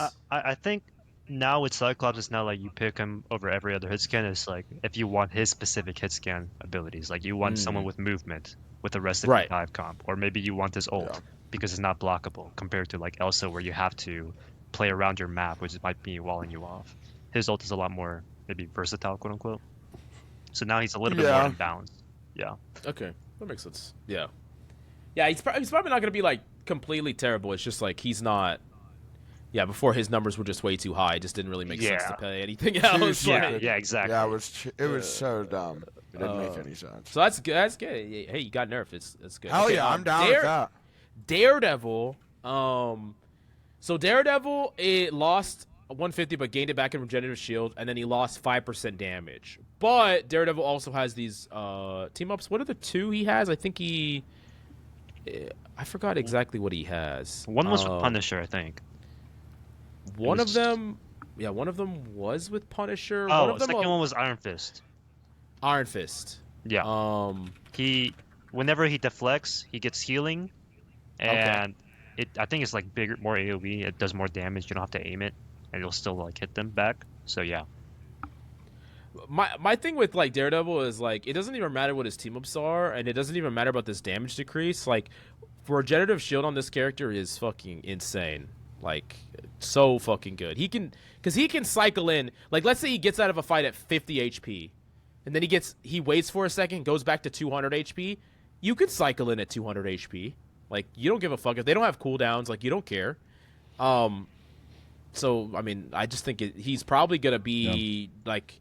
I don't necessarily think he's going to be better than he was before, like, all these nerfs that he got recently, but I do think he's still going to be very competitive and probably one of the best. Daredevil will always be OP, dude. That character is dumb. He could be, like, 1 meter, and I feel like he'd be OP. I mean, yeah, I mean, the strength of his comes from having infinite wall hacks all the time. Yeah. Yeah, I think this is going to be another server. I think Daredevil Black. I think just Dive in general is back. It's, like, so Hope big. they're banned every game. That's what I'm hoping for. I think you will see Dive being banned again. That is actually my prediction because of just the supports are they're gonna have more freedom, but if they're always getting dove, then that kind of gets taken away, right? So it's I think triple healer also, just because of how much of this is in the game, might actually be picked even more, even though you don't need to heal as much just for survivability. Yeah. Hey, all I'm saying is maybe we're gonna start seeing like fucking Ultrons just like fly up. Like if they're playing an all-in dive comp, like if you're playing Cap, Venom, Daredevil, Black Cat, they're just an Ultron just sitting like up skybox. Like think about it this way: like you could have a composition that doesn't need a lot of heals, and then you just need backline supports that can just survive. Like you don't need anything else from them besides like not dying. Rocket, Jeff. Rocket, Jeff, Ultron, like shit like that. And if they ever come out with more supports that just like probably like White Fox is most likely going to see a ton of play going forward too, even though she did get like a lot of changes. So yeah, we'll see. We'll see what this all looks like, but it's. I'm excited, bro. I'm so excited for this new. The supports are getting a lot of tools to deal with this, and this is less damage overall. I feel like the tanks and DPS are going to be more like annoying gnats, but not as oppressive when they're actually in. So who knows? It might actually be like not as bad for supports because they get like Rocket gets. Well, I mean, we'll get to it. They get a lot of survivability tools. The cloak one in particular. Is like they have to actually use those tools. You know, they have to use them. So anyways, DPS Deadpool, he lost 5% damage. Literally doesn't matter. This character is so strong with the team up, it's fucking absurd. I actually think that the team up is so good on this character that he might just be broken with it. Dude, I am hype. He's 1,000% broken. I'm about to show the world. He's 1,000,000% broken. I haven't even seen the team up, and I know it's okay. Yeah, it's actually absurd. It's really good. He also has that Gambit team up where he gets another movement ability. Like more movement is good if you wanted to go that direction. But I do think the Hella one. Yeah, that Hella one seems insane. I'm not gonna lie. It's very fucking good. It looks cool as hell too. Okay, so Elsa, I'm very curious about y'all's opinion on this because Elsa. Now, Double Barrel Blaster has 4 more shells, so more uptime. What? The Helix 4 cooldown more shells? That's insane. I know. There's a 1 second increase on the Helix, the right click. And then if you have Devil Dino as your team up partner, you get more pellet damage. You get 0.5 more pellet damage per shot. And like you also have powerful team ups. I forgot what they were, I think. Someone told me you got 4 dashes, but I don't remember if that was what it was. Her passive with Deadpool, she gets like another another bar underneath for her passive. So she can recharge to 4. No, which, no. If that's how that Okay. works, then her cooldowns go down Yeah, even that faster. is not okay Right. at all. Okay. And then gotcha. the I'm down to second start team playing up- it, I guess. Second team up, I think it was with Jeff. I don't remember, but yeah, I think they're just kind of like. I don't like seeing Elsa getting buffed ever. I don't either. I don't like that No, either. I don't like this that shit either. I do not like this hero. I don't know why they Yeah, I did don't this. like this Like one. they took Cyclops and made him weaker. You're gonna see Jean in a second. They did make her weaker too. Yeah. But for Elsa, Thank they were God. like, nah. Like we're making this character. I mean, I guess Doesn't she she isn't have a like a Deadpool pure team poke up, too? swap. I guess. Or did Yeah, they yeah. take Just- that out? No, she still has the Deadpool team up. Yeah, Just so that means for Deadpool's even anyone- better, too. Anyone watching, while we may feel like it's like we're a little overly biased. Well, one, we have 3 tank players on the podcast, but I also think Elsa is one of those heroes that not too good in the lower ranks, but once you start getting really good on her and people who know how to abuse her mobility, this is a really high skill ceiling hero. When you play against a good one, especially as a tank, legit just. I mean, she miserable kind to of do. feels like she Miserable. feels like cancer to play against no matter what role you're playing. I'm not No, gonna lie. I mean, like, Yeah. Like when I Triple take high support. ground on anything and Elsa just one taps me or just like forces me down every time with like minimal effort. 4 Or- bullets more is insane. I'm not gonna lie. That is a lot more ammo. And not giving up damage anywhere through lost anchors. Like I think Elsa's kind of flying under the radar. Might be one of those heroes you end up banning. I yeah. think she was already a top 3 DPS this patch, and then No, yeah. she's definitely gonna be better. Insane. Yeah. Like she in Like- 8.5. I'm about to start playing her for sure. I mean, she's gonna triple be support crazy. on this monster is just fucking. Yeah, man, Yeah. give her Mantis Jesus. Ultron is. Oh my! Don't even, please. Yeah, yeah, it's actually okay. Hawkeye. So basically, what they're doing with Hawkeye is they're making it so that his projectile speed is faster at the base. It's 10 meters per second faster, and at the ceiling, it's 15. And then it also charges up faster. Yeah, through the maximum fully charged damage. Oh, the maximum's the same, but the scaling, like, it does more damage quicker. Like, you don't have to charge it as much to do more damage.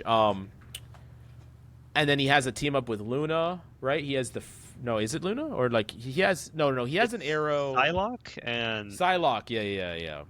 the other one. I forget the other one. I'm not gonna lie, like, looking at the Hawkeye, I still think he's terrible. Like, Yeah, Yeah, I he's think he's terrible. pretty bad this season or next season. they didn't make him any Oh, right. more survivable. Yeah, right? Cloak and Dagger is his other team up, the one where he just like heals and blinds at the same time. Oh yeah, I mean, yeah, like, it's just not enough. Like, I think this was an opportunity for them to rework Hawkeye too, like they Yeah. did with Black Widow. Yeah, they no, kind of yeah, missed the mark yeah. there because they obviously don't want this Severely. character to be strong because no one has fun with this character strong, but he's just in a state where he's terrible. Like, and he's been Yeah, terrible he's for like bad. 3 seasons straight. He's just not a very fun character to play against, I don't think. And yeah, they probably should rework him, but yeah, I don't know. I think making the projectile a little easier to hit is something where they're probably going to let it sit and see what the numbers look like and then decide afterwards if they want to do a rework like Widow. Because I think because it is it's not a hit scan hero, he's a little maybe more tricky. Right, not as consistent. So they're keeping him weak, but giving him a little buff to his primary and stuff and seeing how it goes. I think this is a hero that's probably on rework watch. Yeah, I mean, it should be. I've been like some of my favorite streamers that I like to watch that are Hawkeye mains. Like, they are like struggling so much. Like, sometimes Oh even yeah, staying bro. Celestial. You can't play him. I mean, you can't even. It's Yeah. like he needs some health, dude. Like, He why needs would some why would health. you play this character over so many? There's so many characters you would rather play. Literally against. zero reason. Yeah, Yeah. Yeah. he just gets evaporated, dude. Hella. We're back in season Oh 0. my Like, God. this Oh, yeah, this yeah, feels hold like on. season 0. Yo. Hold on. I used to play this character a long time ago. I might have to pull it out Well, again, dust dude. them off. Yeah, I might have book, to. The book, you know. 70? Yeah. 70 to 80? Yeah, What? 10 more base primary damage.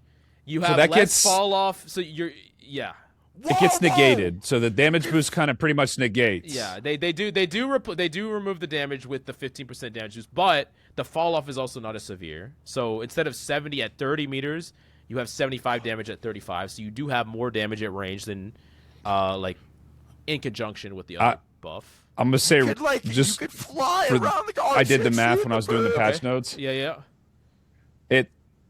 It's about the same amount of damage in the neutral, and then that damage boost I believe also applies to her ult. But the bird is really the big buff. That's the bird main is change. Bro, yeah, it's insane. actually really strong too, because you can curve it around the corners and stuff.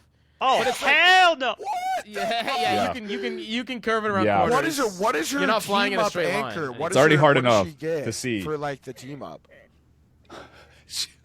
Her ult puts down squids. Oh yeah, More if squids. Yeah. No, like no, 20. hell no. Hell no. Yeah, she needs to be banned. I'm playing that character every. I mean, like, what are these and- characters, bro? This is unbelievable. and she has what's the other team up that's good? It's Venom, I think, and it's just oh like Venom. her right click, I think it's the night sword thorn, whatever. It just becomes like AOE. what? enhanced. Yeah. Oh yeah, Becomes yeah. a fucking sword? Well, yeah. No, like, the yeah, 5 yeah. swords do like just more damage than this. Oh AOE. yeah. Oh, And isn't it like the E also does the squid thing? I think. Oh Or the my slow god, squid yeah, something bro. like that. Yeah. What the? But like the fuck? thing also about What Hela is the like fuck? the other like I guess the same type of hit skin I will say, which is Cyclops and Jean. We'll talk about Jean in a second. Yeah. Both of them got nerfed with less compensation. Oh, so, like they're yeah. gonna be weaker relative. And Hela also has the most extreme, team ups. The Loki team up with Hela is completely busted. It's the one we talked about where you can Wait, copy yeah, someone in yeah. the middle of the fight. Like that's so strong for a number of different what? reasons. She has the team up with Thor, which is extremely powerful too. Yeah, you have to play her with Thor, and it's just like season 0. You have to play her with Thor and yeah, Loki, or you run yeah, it. and it's even stronger than before. Wow. Like Hela, I think she has some other team ups too. Like she triggers quite a few team That's ups. insane. Yeah. Like she's gonna be very good going forward. Even in spite of like it doesn't look like she's moving all that much, but like the movement plus her just being better than the other options now, like the other. I mean, yeah, options. she is insane. Wow. Like, why are they buffing her? I just don't get yeah, it. I don't know why they're buffing her either. That is delusional. It's but I'm because she down has with cool it. team up synergy, bro. That's it. Bro. Because I forgot the pool team hell up, yeah. the pool team up, like pool, Thor, Oh my Loki, like God! insane, like, Yeah, and bro. that's for all three, right? So like, Oh my god. like, God. Would you say that Hell is probably one of the weaker poke heroes right now, at least though? So this is kind of Oh, more yeah, bring her yeah, in yeah. line. Yes, yes, I mean, yes. this She was is probably saving like her. B Yeah, tier she wasn't before, that so good. she's. But I actually think she's gonna be better than Cyclops now. So like Oh, I think I agree. she passes him up. Easily. So I don't know if that means Cyclops falls a lot or she rises a lot, but like big picture, I think she's gonna be really nice. But what do you think, Full Metal? Hela wasn't even that bad this season. The only reason why people didn't play her is because Cyclops is in the game, or Punisher with the Rocket or with Gambit was in the game, or like Phoenix is worse than Hela right now, and interesting. Elsa's always just been good because her ult is just brain dead, and yeah, like now with this Hela's, I would probably put Yeah, her she top might be- one hit scan outside. Yeah, of she Punisher. could be the best. Yeah, I'm not Yeah. gonna lie. She This might is- be the best in the game. It's I unbelievable. think she's definitely gonna be my top 3 DPS. I think. Oh, yeah. I don't know. I think we're probably we'll talk about it in a second. I think we're almost there. The Cyclops or Psylocke, I mean, sorry, is really strong. We'll talk about that in a second. But yeah, definitely we'll revisit Hela in a second when we can see the full patch list, because I do think at the end of all this, I'm gonna ask each of y'all like the most broken and least broken in each of the roles. I want to hear your opinions. We'll talk about that, like everyone's opinion about like best in slot type stuff. So Human Torch, okay, 5%. He lost 5% damage. Whatever. Have y'all seen this fucking team up with Invis? Have y'all seen this fucking team up? No. So surprised if you haven't seen it. The wall that Invis can place is 2 times the size. The Invis wall. Can we pull let me see if I can pull that up really quick. Firewall. Invis Torch, Literally a firewall, New season 9 team up. Do I have Is there here? I'm gonna find it. I'm gonna find it so you can. Honestly, I wasn't too blown away by this one. I thought this one was kind of tame. The wall? Or compared to some of the other ones, the torch wall. It looked good. It gets bigger when she's It on the team. amplifies damage when you shoot through it, and Okay. it's big. That might be as fuck. insane, yo. Yeah, it could be good then. Amplifies damage. I yeah, don't that know might be exactly right. how much damage it amplifies, but it is. apparently- That might be. Dope. Apparently, So the here, patch here, lists are here, out here. for team ups. Actually, Like with full we- numbers and everything. With full numbers? Okay, we can take a look at that if we want to. Yeah. I want to go through the patch notes, Yeah, and yeah, then maybe for sure, we can for look sure. back through the. So look, do you see that wall? So watch her put it on herself. No. Imagine look at that Hela, wall. the new Hela or the Punisher's holding an angle with that wall, and you get damage boost, and they never die. Like, okay. And you could put that wall on yourself too. No. Wait, so that the is Punisher insane. gets So The yeah, Punisher like gets as damage it, as boost? it goes through. So let me see if I think can so. pull up like what he said. Like Yeah. yeah, I don't. if you that's shoot through insane, it, dude. it does damage. The copy paste is generate a flame shield for a targeted ally that blocks incoming damage while providing a continuous healing aura, so same as normal. Projectiles from teammates shot through the flame shield receive a damage boost. Enemies that pass through the shield are slowed. No. What the fuck? Yeah, what the fuck? yeah. Oh no. The Yeah, hyper what are they the hyper doing? carry comps. What the fuck are they thinking, dude? Invades. It's Ultra, gonna be Mantis. Luna Yeah, everyone's about to get Like- evaporated. But hey, you know what? Like there are ways to combat it. I think, like on paper, you know, Yeah, like ban 'em. Hopefully. ban and Yeah, Viz. Venom, Yeah, Venom. Oh shit. You gotta get technical with The the hyper carry Oh. comps are gonna So- be a thing again. So this is my sleeper of the past. Maybe it's not even a fucking sleeper because I actually tried this shit. Yeah. Iron Man has Gamma again, so he got a lot of nerfs here to his Gamma. spellfield damage, Oh. to his repulsor blast, Wow. the damage from his uni beam. Like they nerfed him, but the reason they did is because Gamma, Yeah, that's it's so fucking strong. Like I didn't really remember how strong it was, but like he got a lot of Oh, buffs yeah, since it was Gamma. OP. Like It there was was a ton of fucking buffs OP. to him since then. He's beaming things so quickly, and remember, he still has that change where if you kill someone, you get more seconds added to your beam. So your What? Gamma kills very quickly, and you And- get more Gamma Dude, what seconds. the fuck are they I- doing? I think the beam with Thor is longer range too. It That's is. what It it is. looks. It's about Okay. 10 more meters. It's about 10 more meters. Which is a game changer. and it also is 5 seconds less. So instead of 20 seconds, it's 15. I think on they the went corner. and took Iron I'm Man. hype about this. Everything, dude. I'm excited. Iron Man is gonna be in like really. I think he good. went yeah, from- everyone's gonna be crazy. Yeah, I think Iron Man went straight Iron to. Man being good is kind of so. I think this is a good character to be good, and the reason is because Dive looks insane. Iron Man is actually a character that might be equipped to deal with Dive. You know, like because he just does so much fucking damage very quickly, Yeah. and he's outside of a lot of the characters' range. Venom, Cap, like they're not gonna be able to zone him away. So like, That is, I mean, this yeah, is- Iron Man is gonna be crazy. I'm not gonna lie. I mean, With like Gamma, he was Cap, absurd. Cap. This is the duo we're running, by the way. Oh, by the way, if you have Hulk on your team, when you pop your ultimate, you get a Hulk bubble, just automatically. oh yeah, that's What? insane. Yeah, you get a Hulk Yeah. bubble on your ult. Yeah. So you can't Yeah. just kill that in are your ultimate. Invincible. Yeah, like, what Yeah, the Iron Man, you fuck? can't interrupt him. Bro, Iron Man has to be banned. He just kills every support ult. You can't kill him. Yeah, he went from F to probably like A or S for sure. I Yeah, think like, I think he's S. wow. Like honestly. Yeah, He's bro, very good. all He's, these it's characters actually are really insane. strong. It's very strong. Oh, What do you wow. think, Full Metal? Yeah, what the fuck, yo? like that Hulk bubble team up is like insane because now there's like, what's the counterplay? You How do you? just go Yeah, Magneto? who do you ban? yeah, How do you it's ban- Magneto. how do you Yeah, but like ban all these Magneto people? is definitely gonna be. Like Yep. I actually wonder, can he even die to Magneto?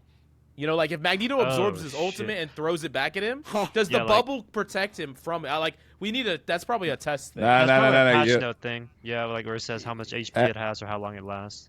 Everybody says Iron Man counters Penny, but guys got to remember Penny got a shield, so she's No, gonna block yeah, that off. Shields Duh. up, shields up. Like the downside, like the reason I could see Iron Man not being good is because like tank pool's a lot better. Tank pool's really good at contesting Iron Man from a tank like role. Angela's good. Angela's good at contesting Bro, Iron every Man. So like character is crazy. yeah, I mean like Iron Man's very strong, but we don't live in the same world where Gamma was good. Like back then there was no yeah, Angela. and Back then now there was we no have tank pool. unlimited ammo, and you just throw it out yourself. You don't even have to fucking have anyone near you. Just drop it down and beam him down. So, anyways, we'll see on this one, but I do think that Iron Man could be enemy. I'm gonna. Yeah, he Cap, could we're running be this duo insane. by the way. Every game we're running this shit down. Oh, but I'm down. All right. I love okay. playing with It's Iron gonna Man be- as it's this gonna be Hulk. sick. Bro, yeah, that's right. crazy. Magic is getting 125 regenerative shield, which is really good on a character like Magic, kind of similar to Thor, where she's in and out of fights. But she's also getting just a net 25 more HP, so she's at 275. Wow, now, 25 she has that more is regener- about to be crazy. Yep, and she either gets permanently the Strange team up, where she gets to tie people together, or she gets This is she Kenny's gets to team season up with two, the new Kendrick. character, The Hood.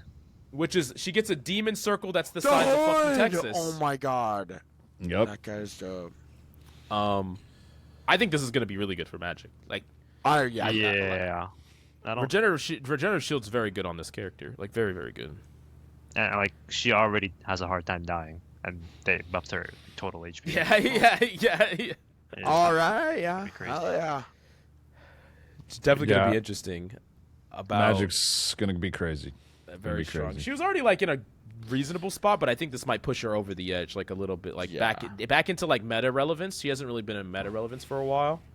Yeah, this So Moon season's Knight- really changing shit up. Crescent Dart does 2 more damage. His ultimate's a little bit more expensive, and then he lost 5 damage. So it's kind of a net negative, and he's gonna have a bit more expensive an ult. He does have some team ups though, where he gets to throw his onk and it pulls people in and drops 1 or 3 like a mini ult. Doesn't do a crazy amount of damage though, but it is something you could like combo with your ultimate. And then he has 1 more team up. Dash heal. He has a The dash heal. I'm not His gonna looked lie. I think he's really bad still. Because he got nerfed quite a bit last patch, and he's been kind of pretty mid.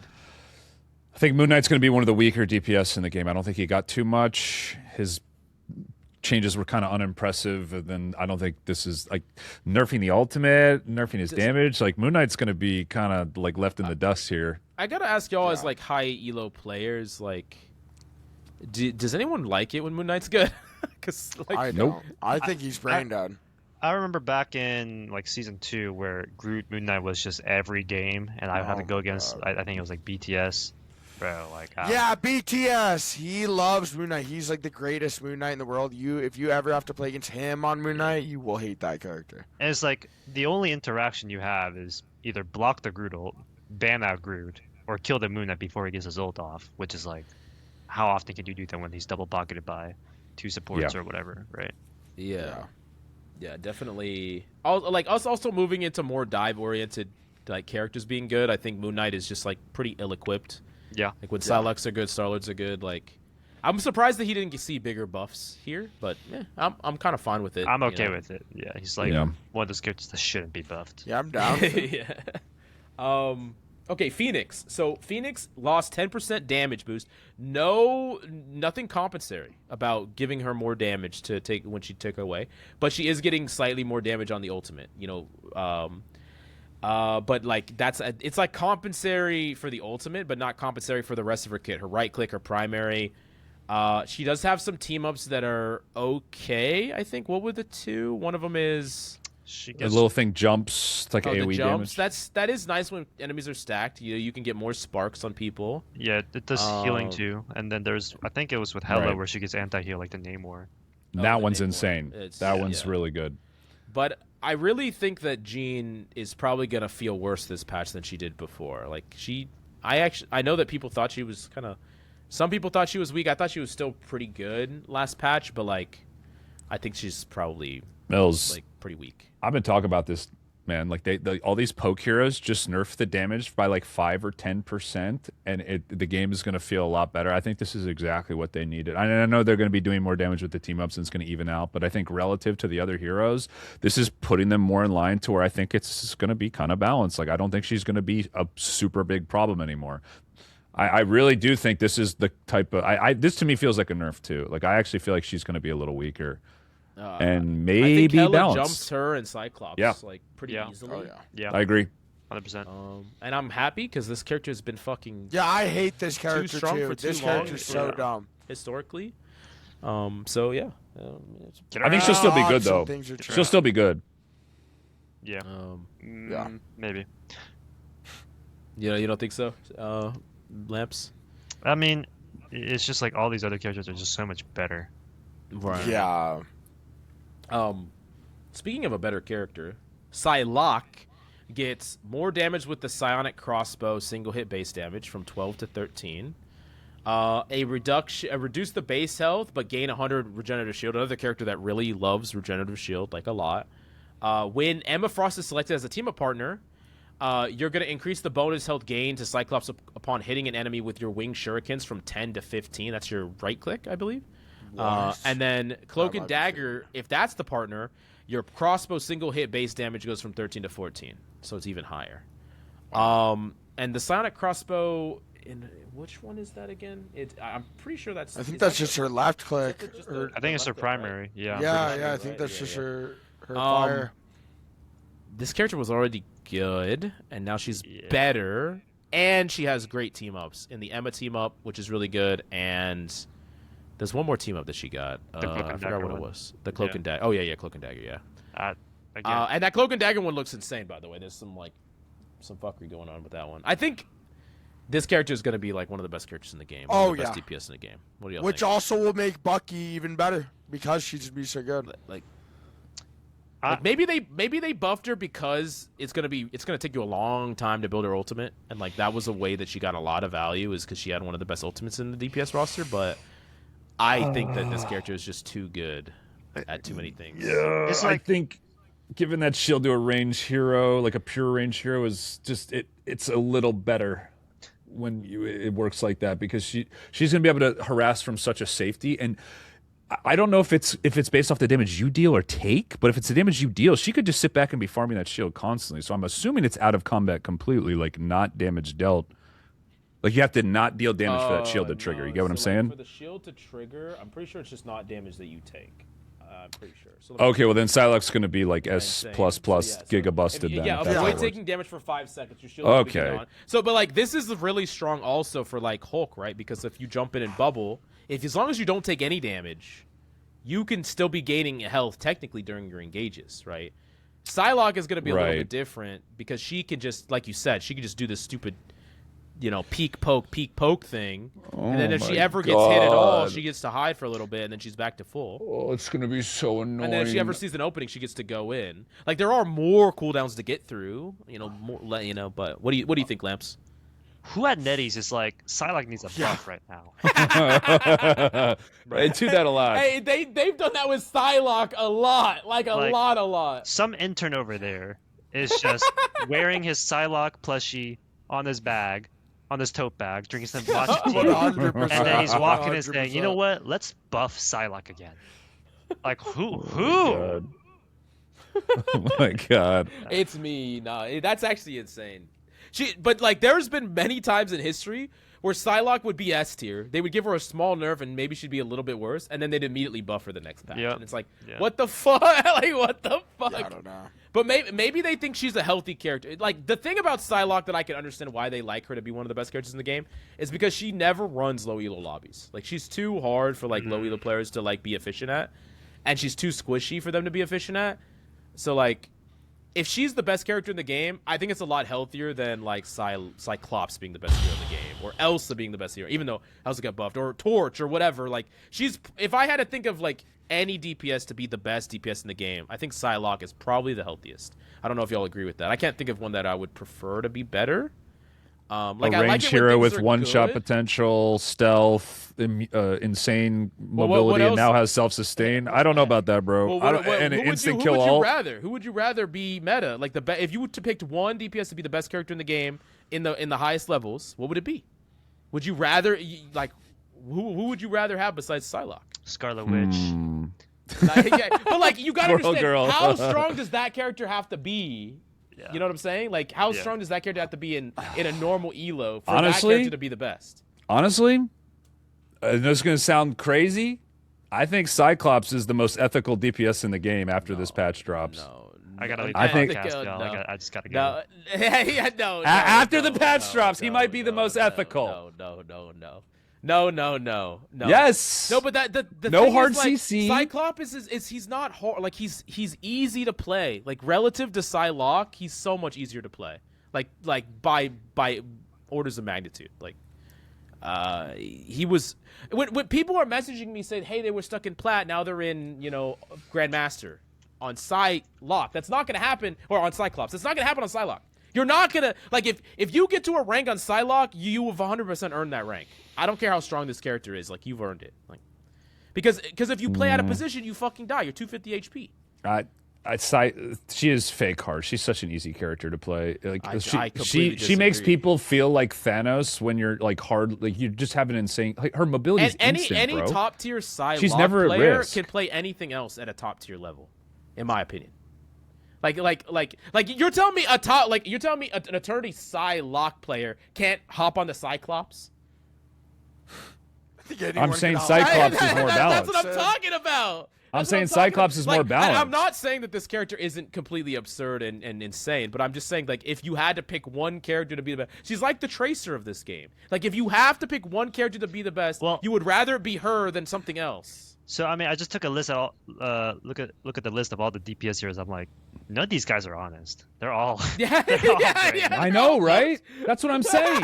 Cyclops is ethical. Nah. Like, if I had to choose one, maybe Fantastic, just because of how much work you have to put into it. But Star-Lord, I like someone's saying Star-Lord, right? Because they play Star-Lord. Star-Lord's actually like the true Tracer, one-on-one. Well, I mean, like, in the game. Star-Lord is similar to. He's to harder than Psylocke. But In my opinion, Star-Lord's way harder than Psylocke. I The think- movement for him. I think he's a little bit harder, but I think he just has too much going for him that I can't call him like honest or fair. I agree. Like they buff his range, they buff his damage, his ammo, they give him overshield, they have him iframes, yeah. he has free flight, infinite ammo. And I'm not even auto talking aim. about like what feels fair or not. I'm just talking about like if we're thinking about the health of the state of the game, I think this game is healthier when something like Psylocke is the best character in the world or in the game, rather than Elsa, rather than Moon Knight, rather than Bucky, rather than Namor. If those characters are the best characters in the game, I think that you're probably in a fucked meta. Her ult is point click. Like there's just no way. I just Like, I just think can't- about it. I just Has disagree at a Psylocke fundamental ever level. been the best DPS in the game in a triple support meta? It hasn't happened once. You don't play Psylocke in triple support metas. In the worst metas in the game, where it's Mantis, Ultron, Pocket, and DPS, it's never Psylocke. Right? Never once. It's not. Like, would you rather play against Mantis, Ultron, Elsa, or a Psylocke 2/2/2 comp? No, I mean when her ult was buffed, I would rather just get on Bucky and kill her.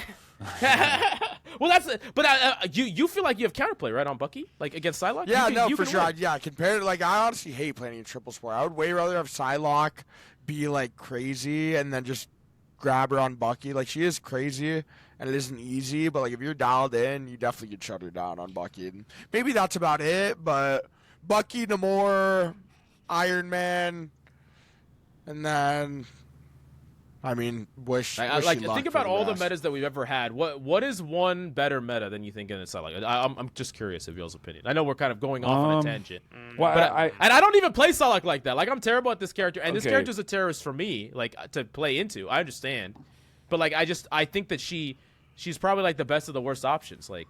Well, you mentioned Namor. I think the bubble, for instance, is a way more like visually clear and counterable mechanic. Like, okay, Namor bubble is down. I have a 25 or whatever 30-second window where I can probably kill him. I don't feel that way with Cyclops. If she uses her cooldowns correctly, like, she's pretty much untouchable. Yeah, no. Well, I mean, depending on the character, you can't but I'm kill her. talking about like a Namor meta. Like, we've only been in a Namor meta one time. It was a Namor Bucky group meta, and it was Yeah. terrible. In my I'm a opinion, it was terrible. squid. The only time Helen Namor. I think like I enjoyed the meta was season 0 because you only Helen have to Namor ban was Hel- terrible too. You just have to ban Hela and Hawkeye, and like every game was like you could do whatever. Back in season 0, but like after that, it's Yeah. like I don't want to play into Emma. I don't want to play into Torch. I don't want to play into Ultron. I don't want to play into Devil Dino. I don't want to play into Daredevil. Like, Is because Spider-Man the most ethical DPS then? Yeah, his no. his fucking his kidnap is like I can't deal with that. The only time he's ever been like BIS tier is when he had the Venom team up, right? And he was just like really simple and easy that one and was nuts. killing. I mean, he has it again. We'll talk about it in a second. But Does he get the iframe still that he had when they added it in the later patch? I would imagine so. That's And kinda the whole point of okay, the let team-up. me clarify my point so I don't get roasted in the comments. Okay, I do agree with you, Captain Coach, that Psylocke is like a nightmare to play with, and I do think that there are arguments to make her worse. I just think that she like she could still be the best of the DPS without being that strong. Like I guess it's more of about the power level of other things. Like when things come out and they're just like Jean Grey, Elsa, these characters that are stronger than her, then you know you really have a problem in the meta, in my opinion. Like then like, things. I get what you're when saying. Elsa is too strong. Like She whatever. requires a acquired play style that's unique in design, which I respect. That being said, I still think that it was toxic the right word. It's just she's almost like, like a gnat. She's a gnat. She's a gnat. she's so good that she doesn't have to play that way. It's just the best way to play. Like if she was bounced around only being able to play that way, like because I feel like on Psylocke, for instance, there's been had metas to nerf where you her can just ult, right? They would have to change her ult most likely, and then she couldn't play that way. She'd have to be more like you can farm tanks on her. You don't always have to just farm backline. She's like super versatile and like who she's able to attack. Like right. Suppressed, when you're on Punny, how often do you look and see diving backline as like a viable option? I feel like Psylocke can just do whatever she wants when she wants. I feel like there's more thought that goes into other heroes when you're looking for those types of plays. Yeah, no, I mean Psylocke definitely is like an unbelievable character where you could get away with like just like hiding around the corner and then you could go invisible. Like on Punisher, it's definitely a lot harder to like get away with shit, but like I don't know. I mean Psylocke is honestly unbelievable. I feel like she gets shut down by like Bucky if you're playing really good and like a couple characters, but other than that, like if you're not on those few characters, she will just run you down the whole time. There's not really anything you can do about it. Who's your DPS then as like the gold standard for like most balanced, like fair to play against then? Since we've said ours. Right now you think, or just like overall? Well, like on this new. I think patch? Like like if you once- could if you could pick the meta, like or not just for your like not for your individual picks, but like what do you think is the most healthy as the best DPS? Probably like realistically, it would be like whatever's the easiest characters to play, like Punisher. I think that these people are like, I don't know, like the average player base.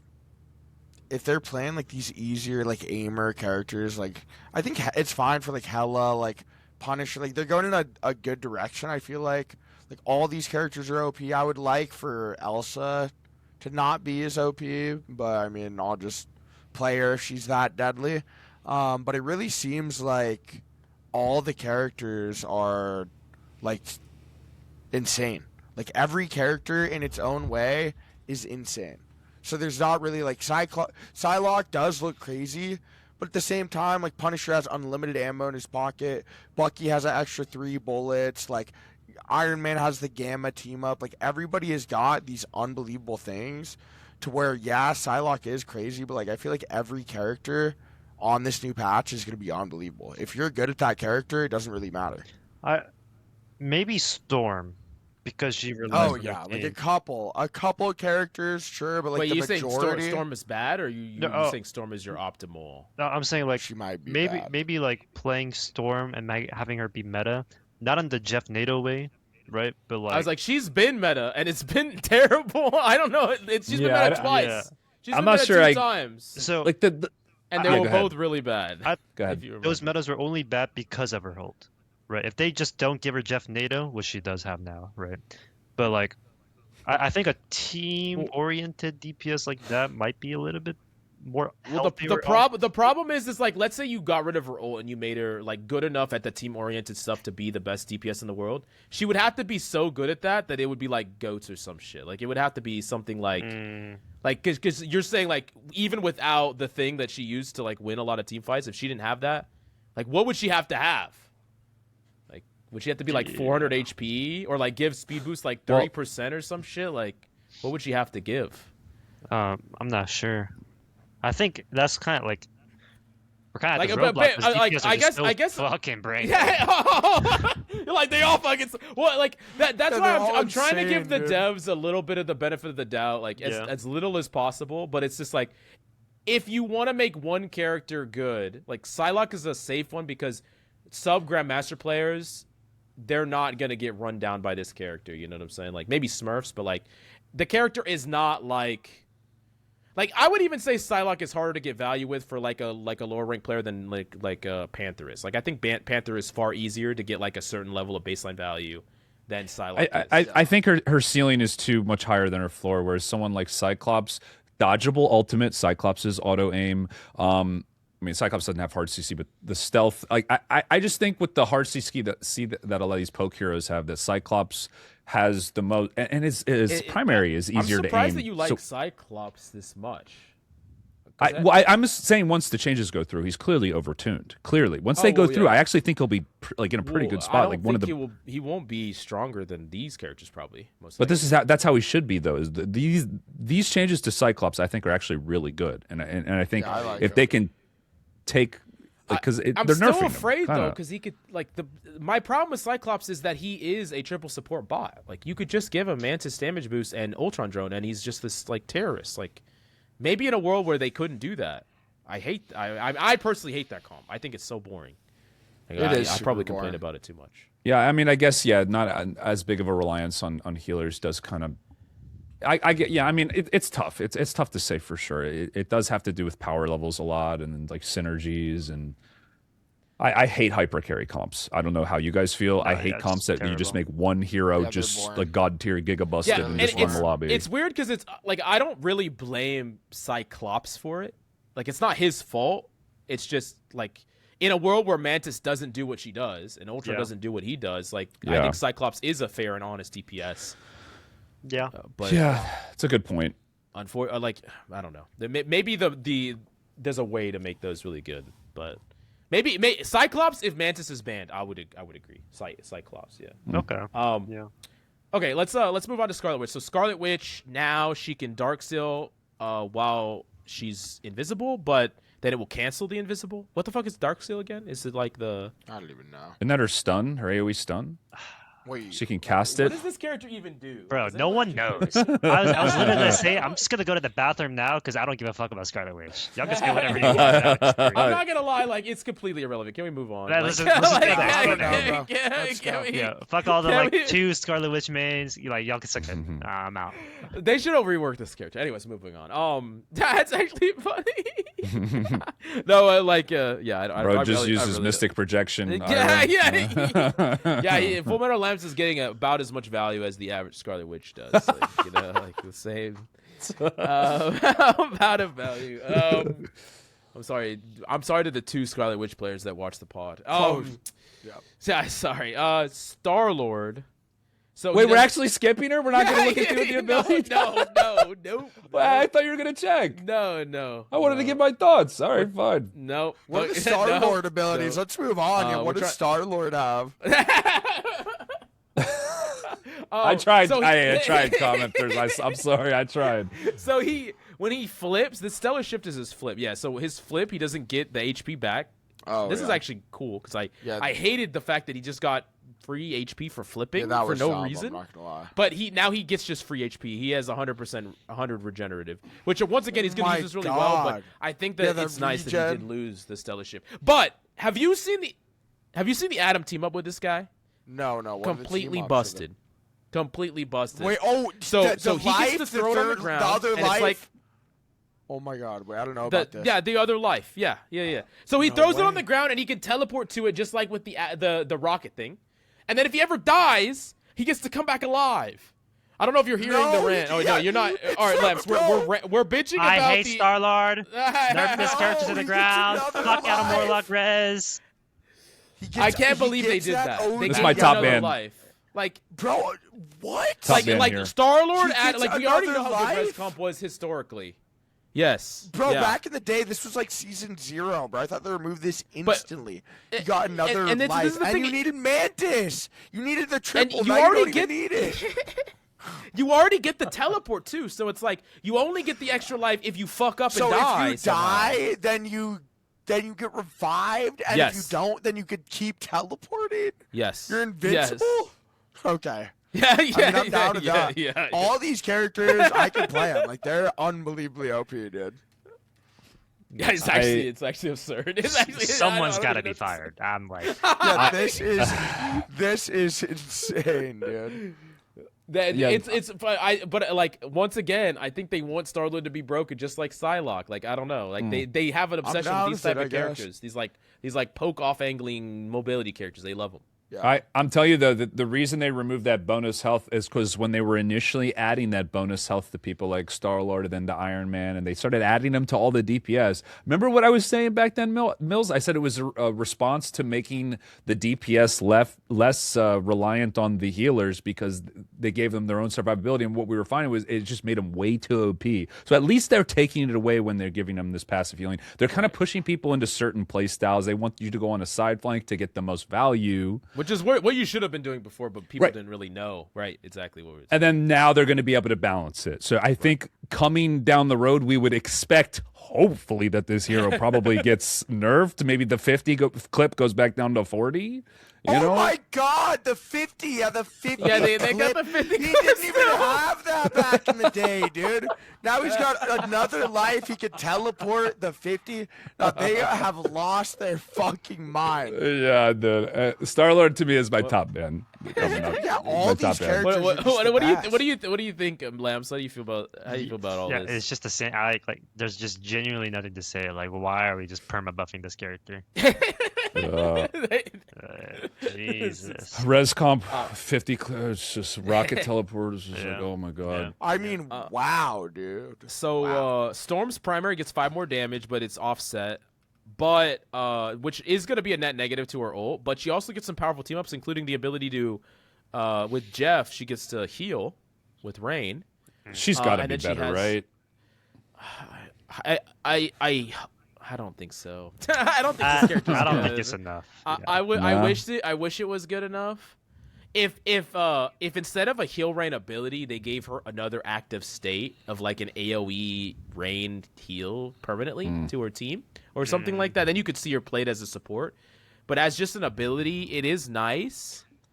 But like the problem with Storm is that she's just this slow little dirty person that just dies. Like she does anything and she dies. She's gonna die to Punisher like in 2 seconds, just out of position. Yeah. But she also dies to Bucky. She also dies to Namor. She also dies to Cyclops and Psylocke and Star-Lord and every fucking character. Like they all just kill her. Like like what? How does she survive? She doesn't survive ever. Like that's why the only time you ever see her played is against bunker comps. In like triple DPS because there's nothing that can actually shoot at her. That's the only time she's ever played because she's really good in those comps, but she's never played any other time. She just doesn't do her niche well enough is the thing. Like I'd rather a Mantis who can crit like in base and just damage boost everybody and like heal everybody than a Storm who like occasionally heals and then can maybe crit but can't heal at the same time or can heal but can't crit at the same time, right? I agree. Similar to Hawkeye, where they realized that like they couldn't make that character too strong. I think they ran into the same problem with Storm because we did run into like some Storm metas.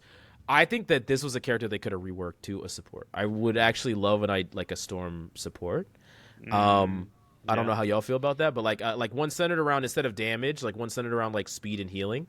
As like the 2 different things you could give to your team in an aura form, and then like her just sitting with her team like actually makes sense because like she doesn't need to be like this crazy proactive. I don't know. I don't think she's good enough. I think that Luna free. Well, I mean, we'll get to it. The one that they gave the cloak, they could have given to Storm as some kind of defensive tool. That ice block ability, which is insane, by the way. We'll get to. But I kind of agree. I wanted to see. I mean, I like the healing rain thing. I think it's a cool idea. It's 15-second cooldown, lasts a decent amount of time. Like it's going to be it's cool. Pretty strong ability, but it's like kind of putting her as like this utility hero, and it's kind of begs the question with heroes like Star-Lord and Psylocke running around with the regenerative shield who don't even need help. Is it really going to be worth it to take this hero? Probably not. Yeah, I can agree with that. That's fair. That's unfortunate. Okay, another character that doesn't really matter. No, I'm just kidding. Let's talk about the Punisher. So wait, his primary. They made his shotgun go down 0.5 for damage. Yeah. Not even so 1. The thing is, so yeah, he only gets those nerfs if you have the Rocket team up. So the broken Rocket team up, you get those nerfs, but you get a broken Rocket team up. If you pick Daredevil, you still have you don't get the nerf. 0.5. What the fuck are they smoking, dude? That is unbelievable. why even like change it? Like 0.5 is unacceptable, dude. Like that's actually not okay. I think they realized they looked at the Daredevil team up. They looked at the Daredevil team up and they're like, yeah, this is not as anywhere near as good as the Rocket one. So let's find a way to make it. This is a PR change. That's for sure. A little Like, bit worse. I mean, all right, dude. I'm ready to show them why that 0.5 is going to be a problem. Yeah, I think 0.5 is massive. What do y'all think, guys? 0.5? No, it's not like a huge change. That's a huge nerf. I think he needs a buff of 0.5. He needs to be bumped back to 10. Okay. All right. Now we finally gotten to like the most skillful role, the role with the best players. I love support players. Yeah, this is where I'm going to the bathroom, bro. I'm taking this is where I'm sitting up in my chair. No. We love our support players. No, just kidding. I don't need y'all anymore. I got passive heal. Fuck y'all. No, I'm just kidding. Okay. That's actually interesting, Captain Kill. Who are you gonna yell at? They're gonna say, just play behind cover. Get your own fucking healing now. Well, now I'm gonna yell at them half as much because half of my health bar gets healed up on its own. Oh, so yeah. it's like they've cut that down the problem in half. We got a ways to go. So once your entire health bar is just the fucking shield health. Where's half of my healing? Okay, so Adam Warlock, 25 HP better. Cosmic Cluster now does 3 less damage per hit. But when you're paired with Ultron, you can right click your teammates to heal them. You also get more ammo when you're with Ultron. You have a higher ammo capacity. And then you have a team up with someone else. I don't remember who the one is. What was the other team up? Luna? No.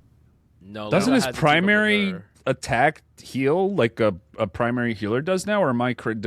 No, that's the Ultron one. He can. I think it's his alternate fire. I don't know if it's. I think it's only his alternate, or is it both? Yeah, I think it's his alternate fire. Yeah. He can main heal now, right? His storm team up. Oh. I thought that was a movement speed on Soul Bond. It's movement speed on Soul Bond, and then there's some other effect that I just couldn't figure out from the trailer. From what I saw, it looks like Adam can function as a main healer if he needs to through just the spam on his prime. Like he doesn't have to use his ability now to heal. He has another way. I think that's what it was, but I didn't know for sure. Because if so, that's game changing. Well, yeah, because it's like that. The alternate that he can kind of spam. He can use that as healing now. Yeah, that's a crazy buff. It's very good. I mean, it gives him more ways to get value outside of just using his packs and his soul bond. Because that's kind of his problem. He runs low on packs. He runs low on soul bond. He doesn't have anywhere to heal. But you can just keep healing your team. And he has more HP. Like he's already really good at taking off angles. Yeah. I think Adam's going to be one of the best heroes in the game now. Really?